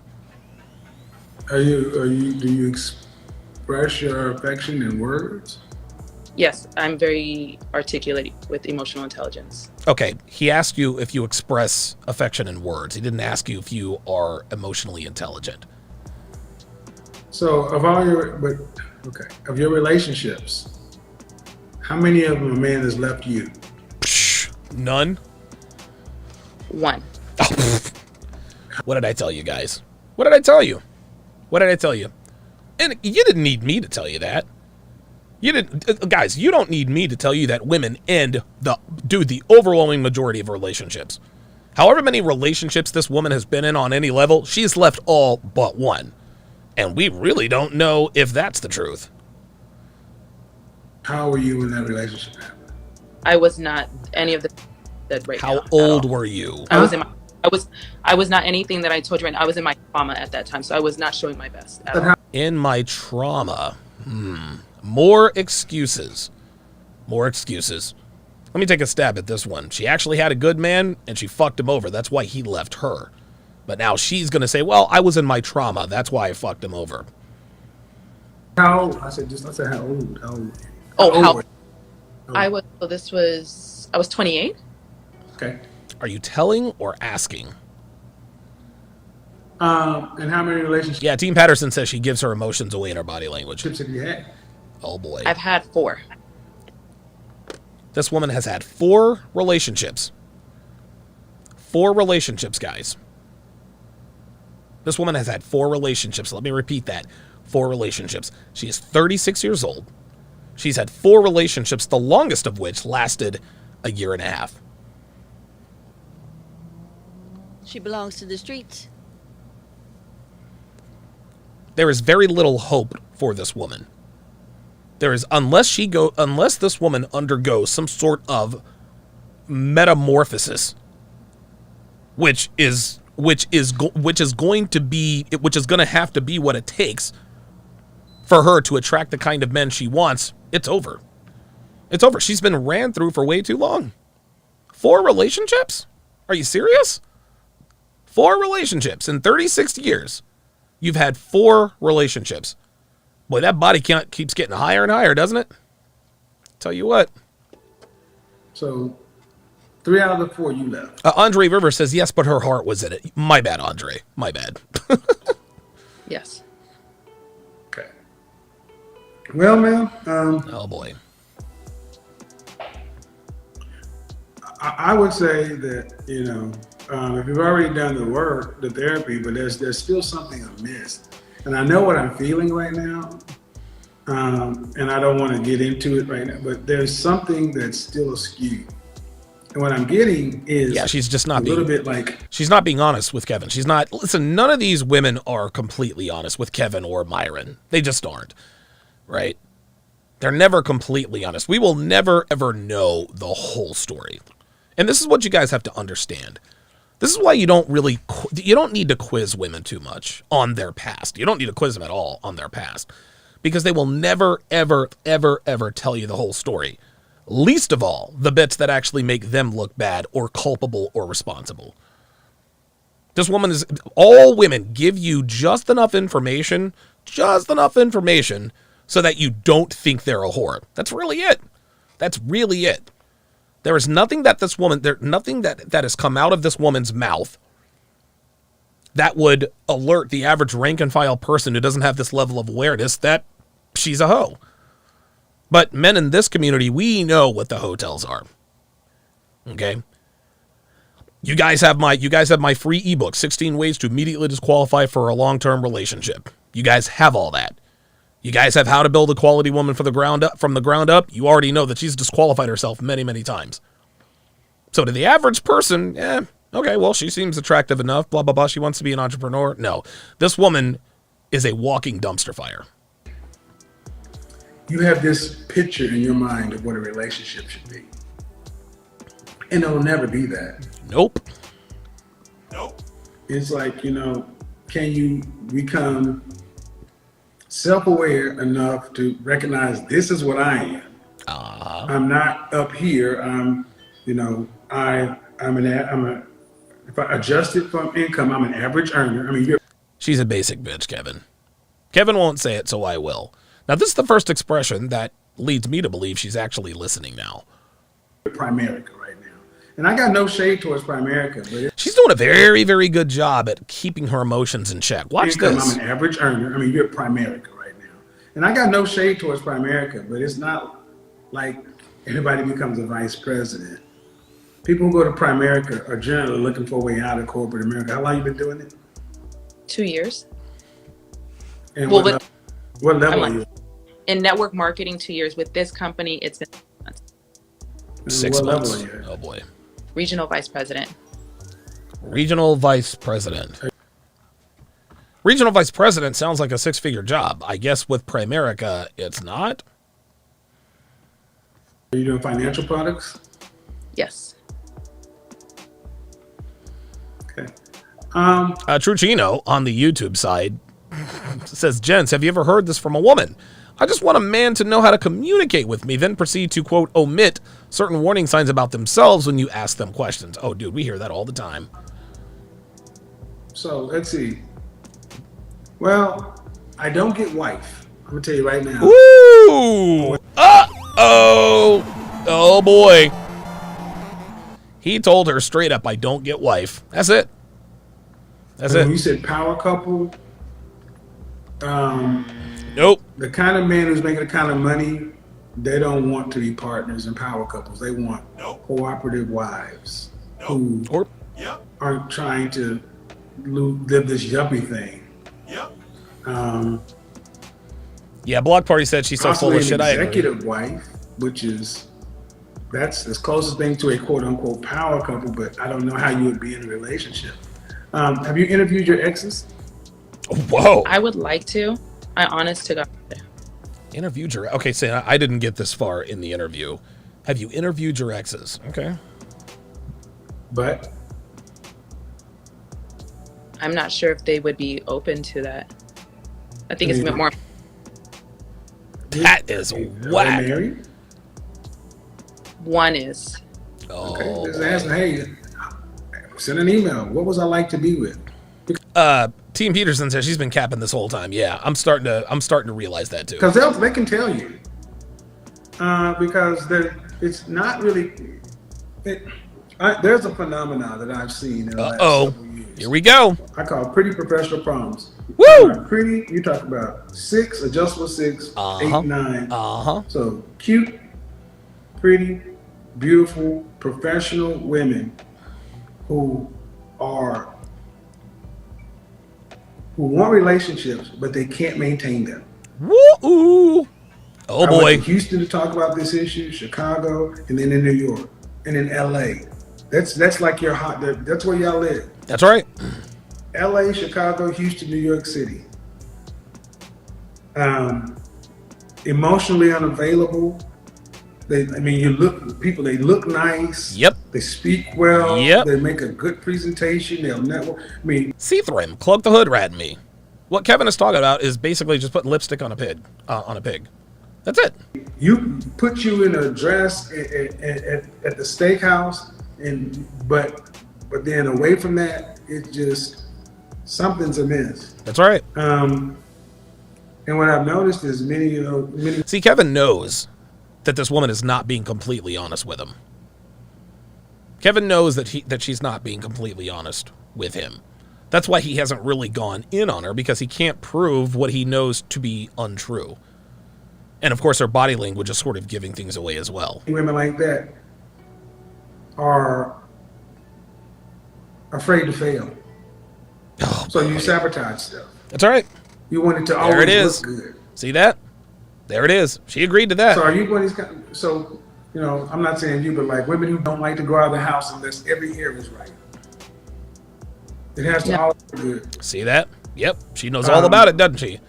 And that's what intimidated her last boyfriend. Her last boyfriend was like, bitch, you got expensive habits. That's what he told her. He's not intimidated by you. He's not intimidated by you. He's intimidated by them expensive habits. So it's not a matter of femininity training or wife training. It would really just start to, I would say. Oh boy. Actually, I'm going to be tackling this year because so many of our black women are in this category. Frankly, that's why I'm talking about self-awareness. There it is. So many of our black women are in this category: beauty, brains, business, and bonds. With the inability to make bonds, you just have a bunch of women. You forgot about the booty. Beauty, brains, business, booty. Stranded. So, yeah, stay tuned. You're not still in therapy though, right? I am. I feel like it's just a lifestyle at this point. Whoa. Okay. Well, I'm not a fan of that. Therapy is a lifestyle?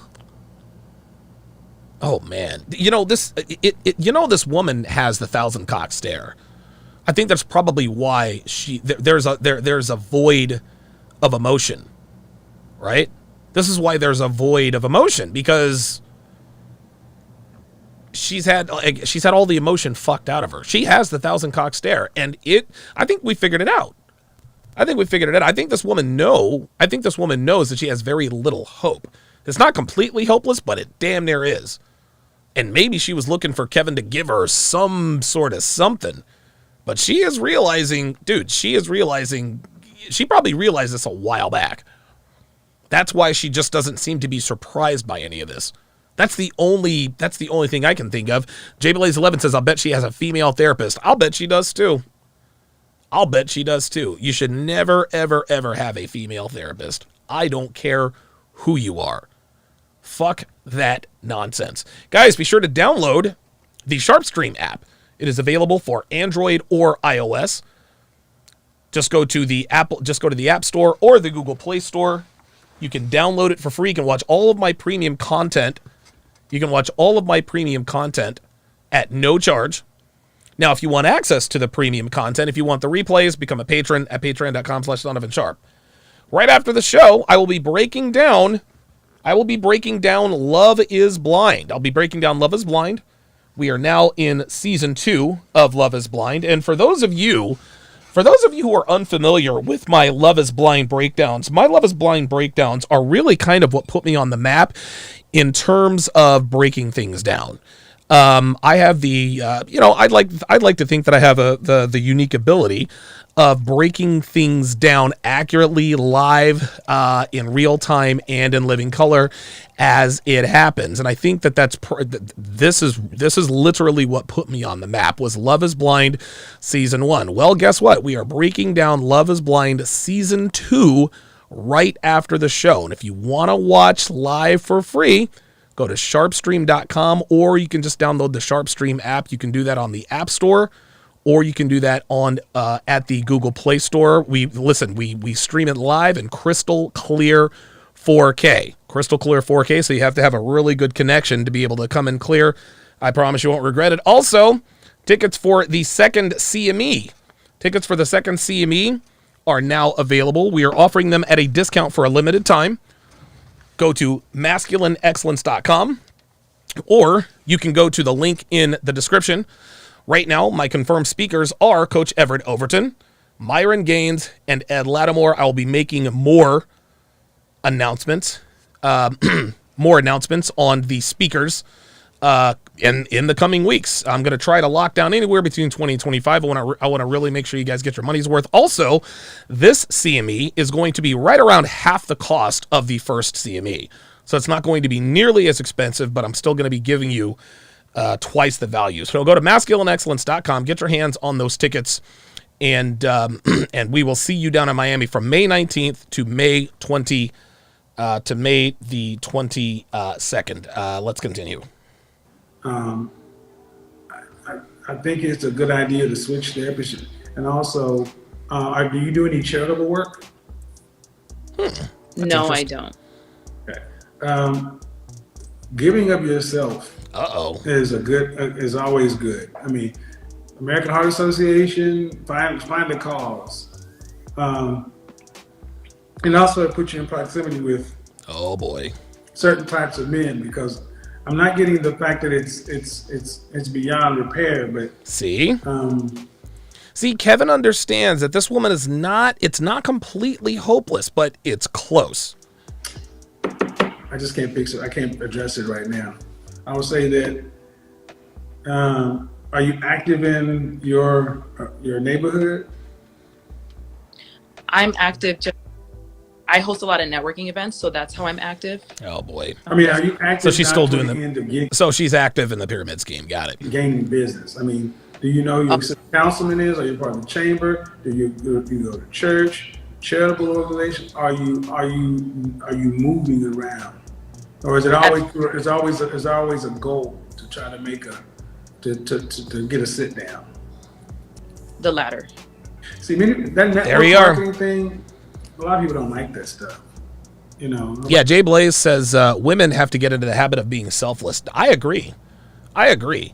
This is part of what makes Devin so attractive to me, is that she is selfless to a fault. She is selfless to a fault. Ladies, stop being selfish. Start being selfless. Mr. DG456 with the $10 super chat, appreciate that, says she probably relates affectionate as being sexual and aggressive. I think you're probably right. Too Tall, welcome to chat privileges. At Too Tall to welcome him to the TSR family. Also put your age and location in the chat. Hey, you want to come over and... Yeah, nobody's trying to hear that. Primerica was what woke me up out of the fog of corporate America, so I got nothing but good things to say about it. But long term, not for me, it wasn't anyway. Because once you burn your warm network... See that? Yeah. And at 36, you have you been to the OBGYN to find out your So you only got a short window. Yeah, see? So it's time to start actually putting resources toward it, to start making. It sounds like she's aware, and I don't know this woman, but it sounds like she's aware of her plight. It just doesn't seem like she's too concerned about it. The deal. You need to find out your deal breakers. I'm gonna be honest. That luxury lifestyle you're talking about, because at the end of the day, that's all a good deal. I mean, that's it. Just the DNA. Nope. You're gonna do some need more than that. Question. Just reconsider. I gotta go ahead and wrap this up. Go ahead. Here we go. So I climbed in my company, and now I'm hitting multiple six figures. How does that change? Because I know you said there's imposter syndrome, but there's also a piece of you want to exude what you want to create in your life as well. So what do you... That's all just jibber jabber. So basically, she says, she is saying, oh, wait a minute. Okay. Hang on. So basically, she's asking Kevin, well, okay, you're telling me that I got a lot of work to do, but what if, how does this change if I start making six figures? Sweetheart, it does not change. Men do not care how much money you make. We don't care. Dude, even the only kind of men that care about how much a woman makes are broke niggas. Hobo sexuals. Those are the guys who give a damn about your bottom line. Okay? But for the rest of the male species, we could not care less about how much you make. Are you in good shape? Are you compliant? Do you have a kind disposition? Do you cook? Do you iron? Are you pleasant to be around? Are you a bitch? Those are the things that we're concerned about. We could not... See, modern women like to use money to justify being out of pocket. Well, shit, if I make my own money, this nigga can't tell me shit. That's the problem. This is why black women stay single. They think they want to become they want to be a power couple. No, what they really want to be able to do is have the appearance of a power couple and in a good relationship without actually having to adhere to anyone's standards. Well, nigga, you can't tell me what to do, blah blah blah blah blah. Well, I guess that's why you're single. The question again is what? Let's say I get into the six figures with my company, because I'm saying that, or you're feeling imposter syndrome when it comes to me, then it's like, it kind of. If you get into six figures or primary, yes. Then the question is, then what? Then how does that change? It I know doesn't. you were saying like there's imposter syndrome. Are you feeling imposter syndrome with me? It doesn't matter. None of that matters. Or how I dress and things I like. Well, but it's. But that's the difference. Then the money will catch up to where you're already. This whole manifest thing, fake it till you make it. But you know, and I know the chances of that happening are remote. I mean, you know the numbers of who gets there, right? I mean, so what percentage, what's the probability of that happening in the next 5 years? Very, very low. I don't have that answer. See, she's not listening. I don't have that answer. I don't have that answer. What do you think? You don't have that answer, sweetheart. You have to have that answer. These are the kinds of things you need to consider. These are the kinds of things you need to consider. What are the odds? And again, we deal with probabilities, not possibilities. For a woman, as long as it's possible, she's all in. Okay, it's possible, but is it probable? And if it is probable, how probable is it? This is why black women are dying alone, man. I mean, I would think 5%, if that, maybe less. 3%. Oh my Jesus! So then why even? So if you got 3 to 5%, so she is going to hitch her wagon onto something that has a 3 to 5% chance of actually happening. A 5 to 3% chance of something happening in the next 5 years. Why is it even a question? Because I see the work that I put in. So there it is. See that's that? The imposter syndrome. See, there it is. There it is. That's the imposter part of it. He's still focused on the fantasy. I don't think that's part of the imposter thing. I think I disagree with Kevin, not fundamentally here. I just think she's delusional. I think she's delusional. I don't think that has anything to do with the well, maybe it does. Maybe she's trying to earn 6 figures so that she can live this fab lifestyle. This image facade you built for yourself. Okay, all right. All right, never mind. Yeah, Kevin's right. He's right. Quantify. There's a 3 to 5% chance that this might happen in the next 5 years, which means there's a 97 to 95% chance that it won't. Oh boy. Well, that's it. That's it. Kevin just gave it to her straight. There's a 3 to 5% chance, according to her, that this might happen, which means that there is a 95 to 97% chance that it won't. But I believe, so I'm going all in. Probabilities. But you rather say all the work I put in, to work for what? Right. You know who does this? Basic bitches. Degenerate gamblers in Vegas. It's called sunken cost fallacy. Oh my You've God. sunk so much cost into this facade. Wow. I'm on a blackjack table. I'm running the roulette table. Oh man, I've lost. She does not look pressed at all. She doesn't look pressed at all. She looks like she is, I don't know. It's hard to get a read on this woman. It really is. Maybe she's already done the internal math, but she does not look surprised or distraught about what Kevin's telling her. And I can't really think of any other reason for that other than the fact that she's already had this conversation with herself. But you can't say that because she seems to have these crazy ideas in terms of percentages. I made 500. I made 1,000. I made 15,000. I'm up. Woo! Oh, I lost 500, but I'm still up. I lost 1,000, but I'm still up. I won again. All right, we're back. All right. Then what? What happens the longer you gamble? What happens? More money you. There it is. Who wins the longer you gamble? The house always wins, dude. No. The house. Yes, there it is. The lights in Las Vegas are on for a reason. That's right. Yeah. That's right. This is not a trick question. The longer you gamble, you'll give back everything you won plus empty your savings. There it is. Everything else. There it is. But you know what keeps you going? The herd mentality and the sunken cost fallacy. Woo! What if I snap my fingers today? What if this happened? and whatever God you believe in sends you an archangel down and says, here, I am the God of your understanding. And he confirms to you that he is God. He shows you your childhood memories beyond a shadow of a doubt. You know it's coming from God. This is going to be fascinating. Irrefutable. Are we there? We're there. And he says, not going to happen. Ooh. You're not going to get there. Uh-oh. This is it. You're going to be a mill earner right here. You're going to be comfortable. Never going to happen. It's not what I have for your destiny. Then the angel goes back up to heaven. You going to still live your life on the possibility it could happen? Hell no. There you go. Good. That's what keeps you going. Woo! Gamble. Wow. Wow. Dude. Okay, so that was some wow. What Kevin did right there, holy shit. What Kevin did right there, that was next level. That was next level. If God himself came down and told you, check this out, baby girl, it ain't gonna work. It's not going down like that for you and Primerica. It's just not gonna happen. It's just not gonna happen.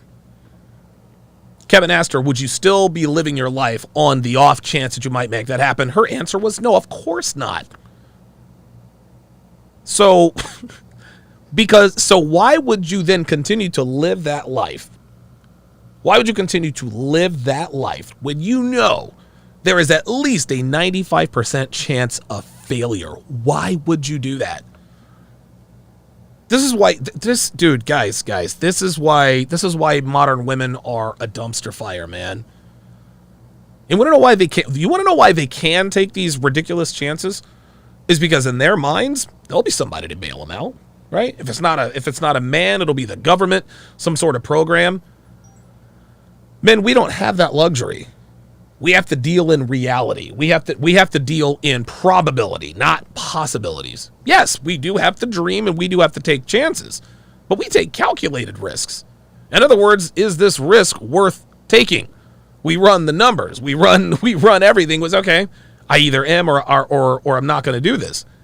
This woman just said, listen, man, me accomplishing what I want to accomplish, I don't know, 3, maybe 5% of the chance of that happening.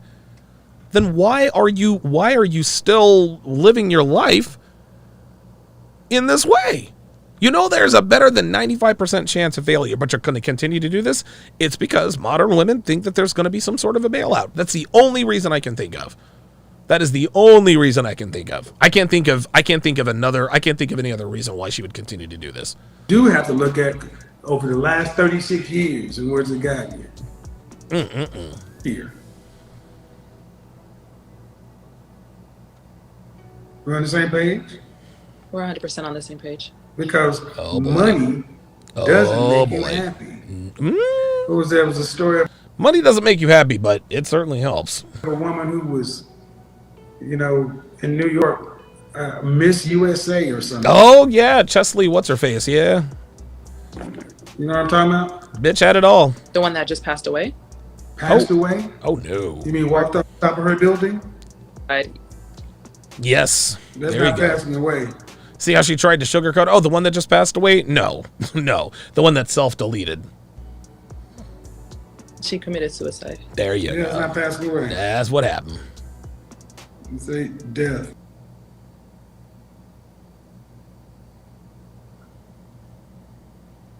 Is that the end of the interview? Why can I not hear this?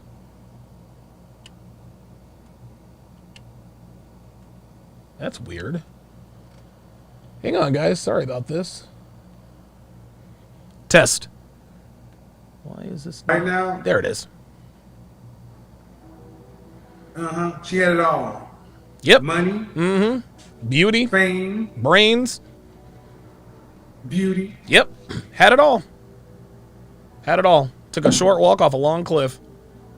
People is what life is about. Relationship. There it is. You can work a room, but you can network for a sale. Can you build a life? Oh! Can you build your own network? Hell no. Hell no. Can't do it. That's the most important networking skill. She seems almost numb to this. This is one of the weirdest interviews I think I've ever seen.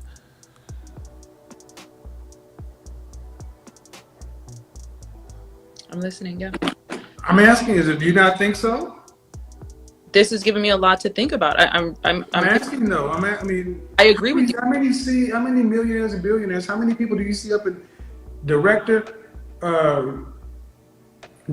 vice president, or executive management who are single? Right. Not a lot. No, because the first thing you manage is your home. That's right. There it is. That's the first team.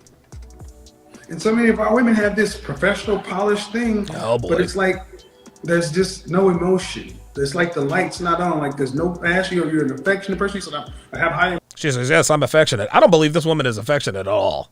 Dude, again, it all fits. She's 36. She's only had 4 relationships, the longest of which was 18 months. What you guys are seeing is a woman with a 1,000-cock stare. That's what this is. The 1,000-cock stare is loosely defined as the soulless look in a woman's eyes who's been ran through. She has had the innocence, the naivety, and the love completely fucked out of her. She doesn't act like a man or a woman. She just acts. There's nothing really feminine about her other than the fact that she is actually a female. But there is no emotion, there's no passion, there's nothing. There's not. She is an emotionless creature.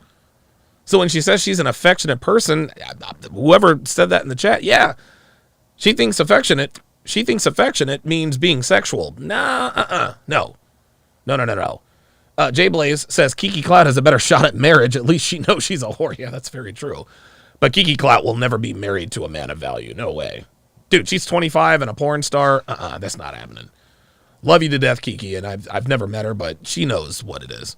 Emotional intelligence, but I'm reading just no affect. See? No feeling. There it When is. was the last time you actually shed a tear?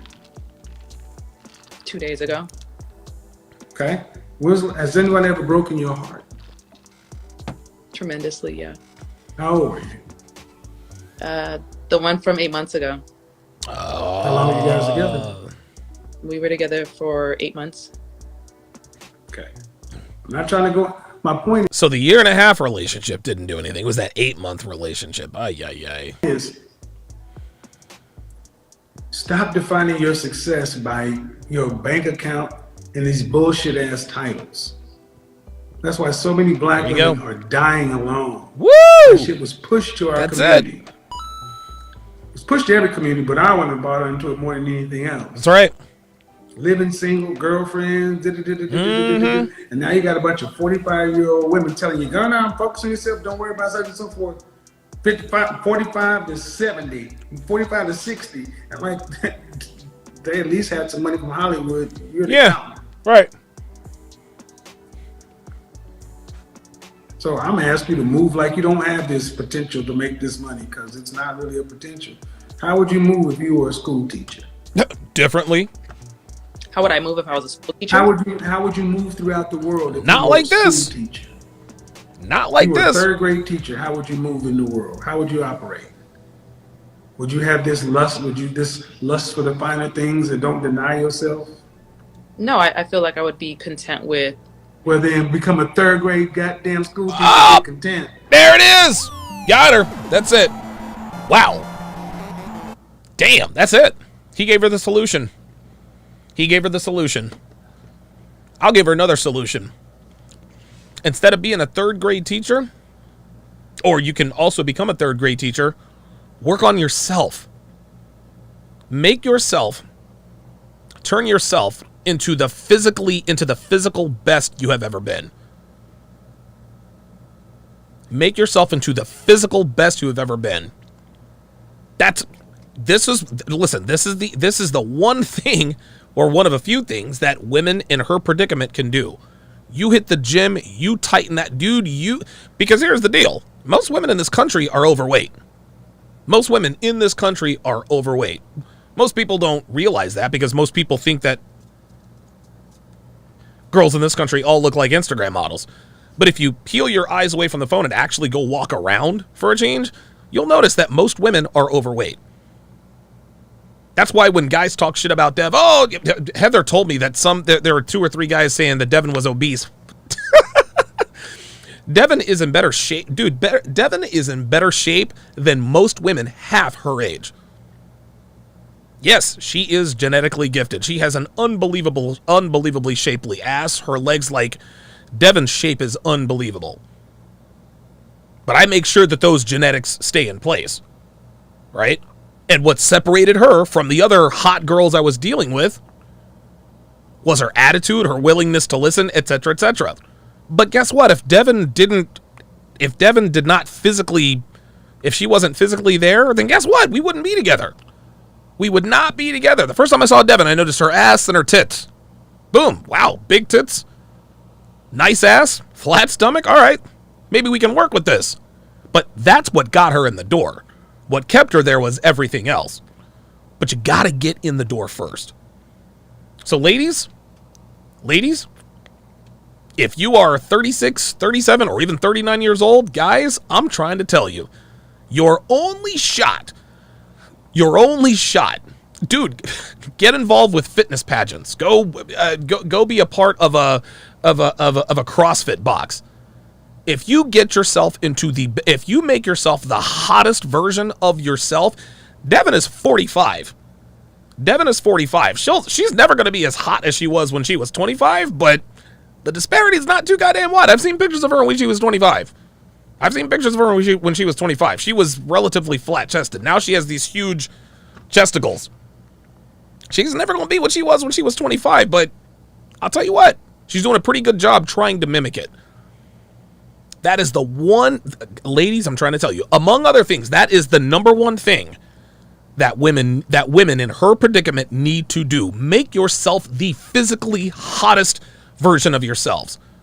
Because I'm here to tell you, it doesn't matter how old you are. If you're hot, if you have a pleasing aesthetic figure, men are going to notice. Men don't commit to young women just because they're young. They commit to young women because they're hot. Younger women tend to be hotter because they don't really have to exercise to be hot, right? Younger women don't have to work too hard to be hot. Just stay away from the junk food. And even then, some of them still are able to be hot. But high value men are not around, they're not around young women simply because they're young. No, younger women, way less. Younger women are more aesthetically pleasing. So if you want to give yourself a shot, you need to make yourself the hottest version of yourself.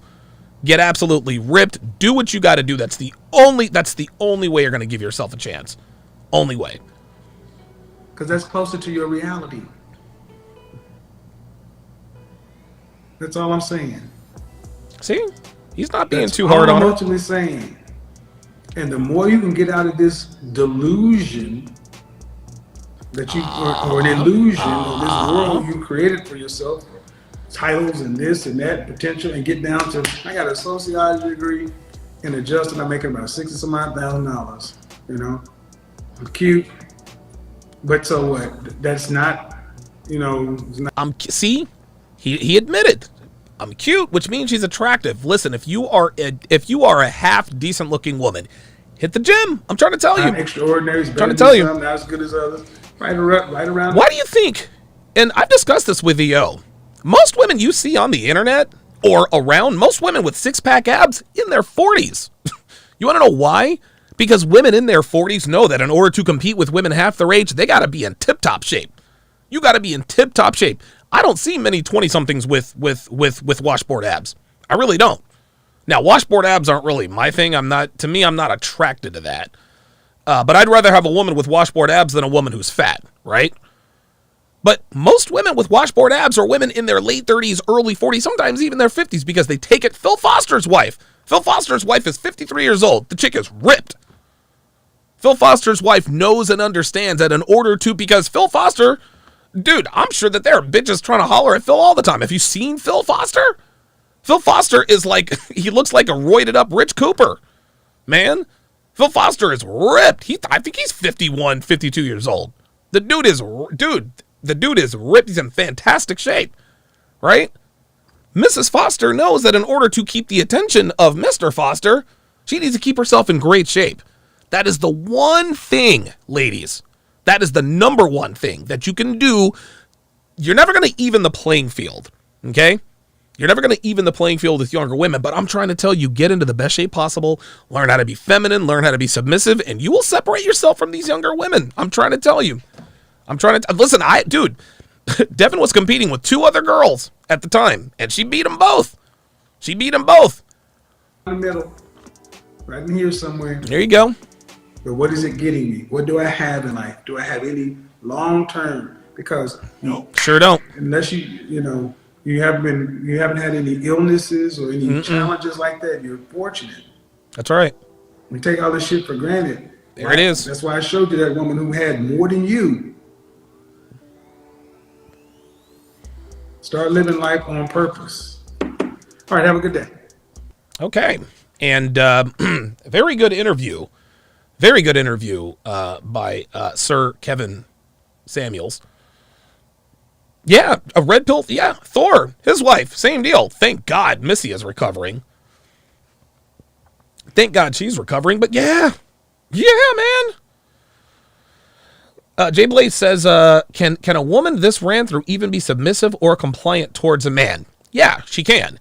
It's going to be a lot more difficult. It's going to take a lot longer, and it's going to take a lot of inner healing. It's possible. It's going to be very difficult and probably not very likely. Anything is possible. But it depends upon her relationship history. Depends on her relationship. Yeah. Red Pill, RP Thor, he's ripped and he's well into his 50s. Yeah, well into his 50s and ripped. Guys, what's going to happen now is I am going to shrink the audience here in a couple of minutes to Sharpe stream only. So what I am getting ready to do is I am getting ready to do my Love is Blind breakdown. I cannot do that on YouTube for obvious reasons. So what you need to do, if you want to watch it right now for free, download the Sharpe Stream app. Get it at the Apple Store or the Google Play Store. You download the Sharpe Stream app, you can watch all of my premium content for free. Now, if you want access to the replay, either become a Sharpe Stream member or you can go to patreon.com/Donovan Sharpe and become a patron. You will get access to all of my, you want to know something? Hang on a second. In fact, I'm going to stop talking about it. I'm actually just going to show you guys. Give me a second here. Because I'm going to go, just so you guys know.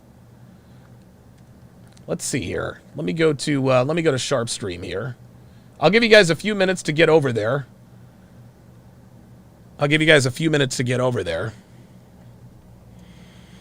Let's see here.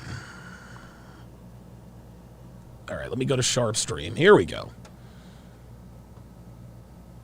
Okay, let's see. Dating shows. Look at this. Wow. Look at the catalog. Holy, dude, I didn't realize I had this much of a catalog. Holy God. Look at this. These are all of the dating shows that I have broken down over the years. Look at this. I'm going to blow it up a little bit for you guys.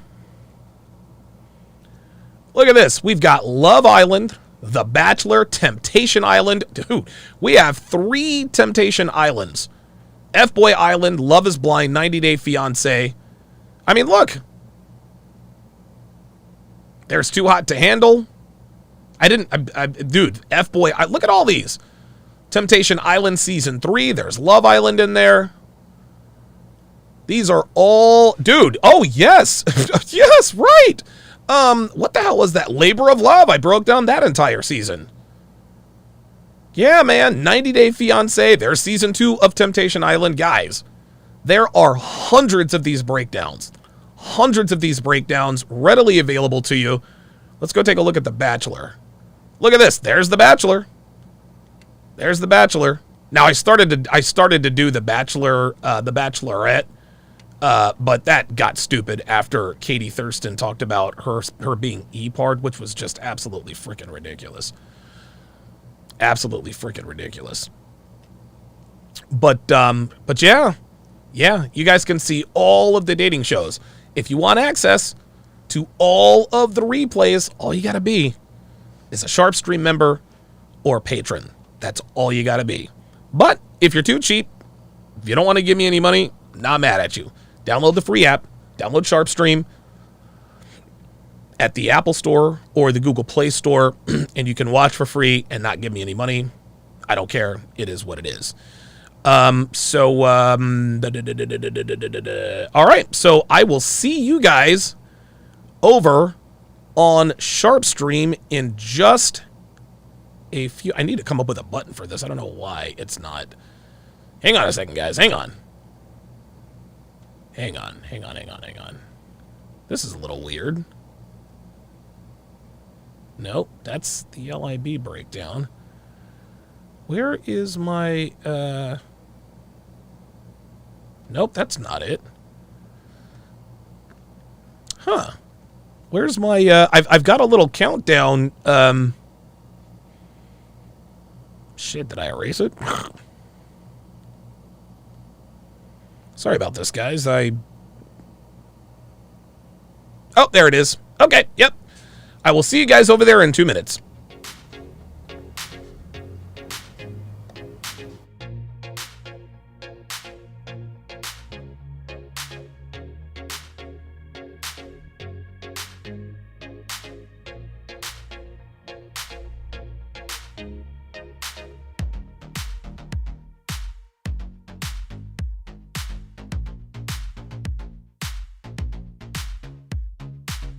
The same size.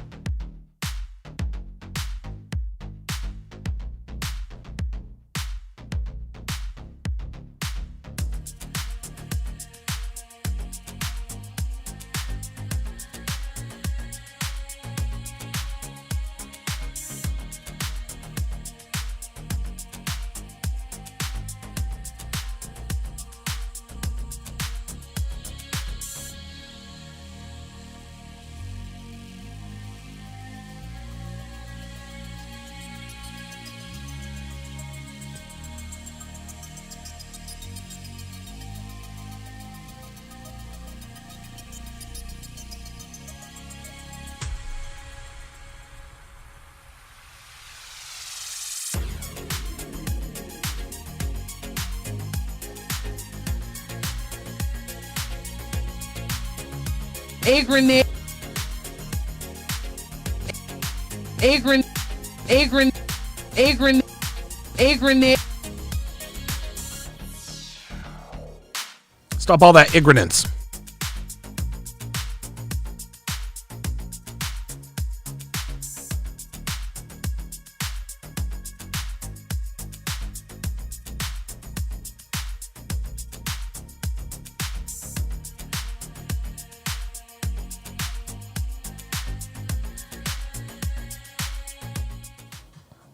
All right. So welcome, one and all, to the Love is Blind Breakdown Season 2. So at this time, I must bid farewell to my Facebook audience. My Twitch audience, had 3 of y'all watching, appreciate that. My MGTOW.TV audience, my Manosphere.tv audience, my backup audience, as well as my main YouTube audience. Again, go to sharpstream.com or download the SharpStream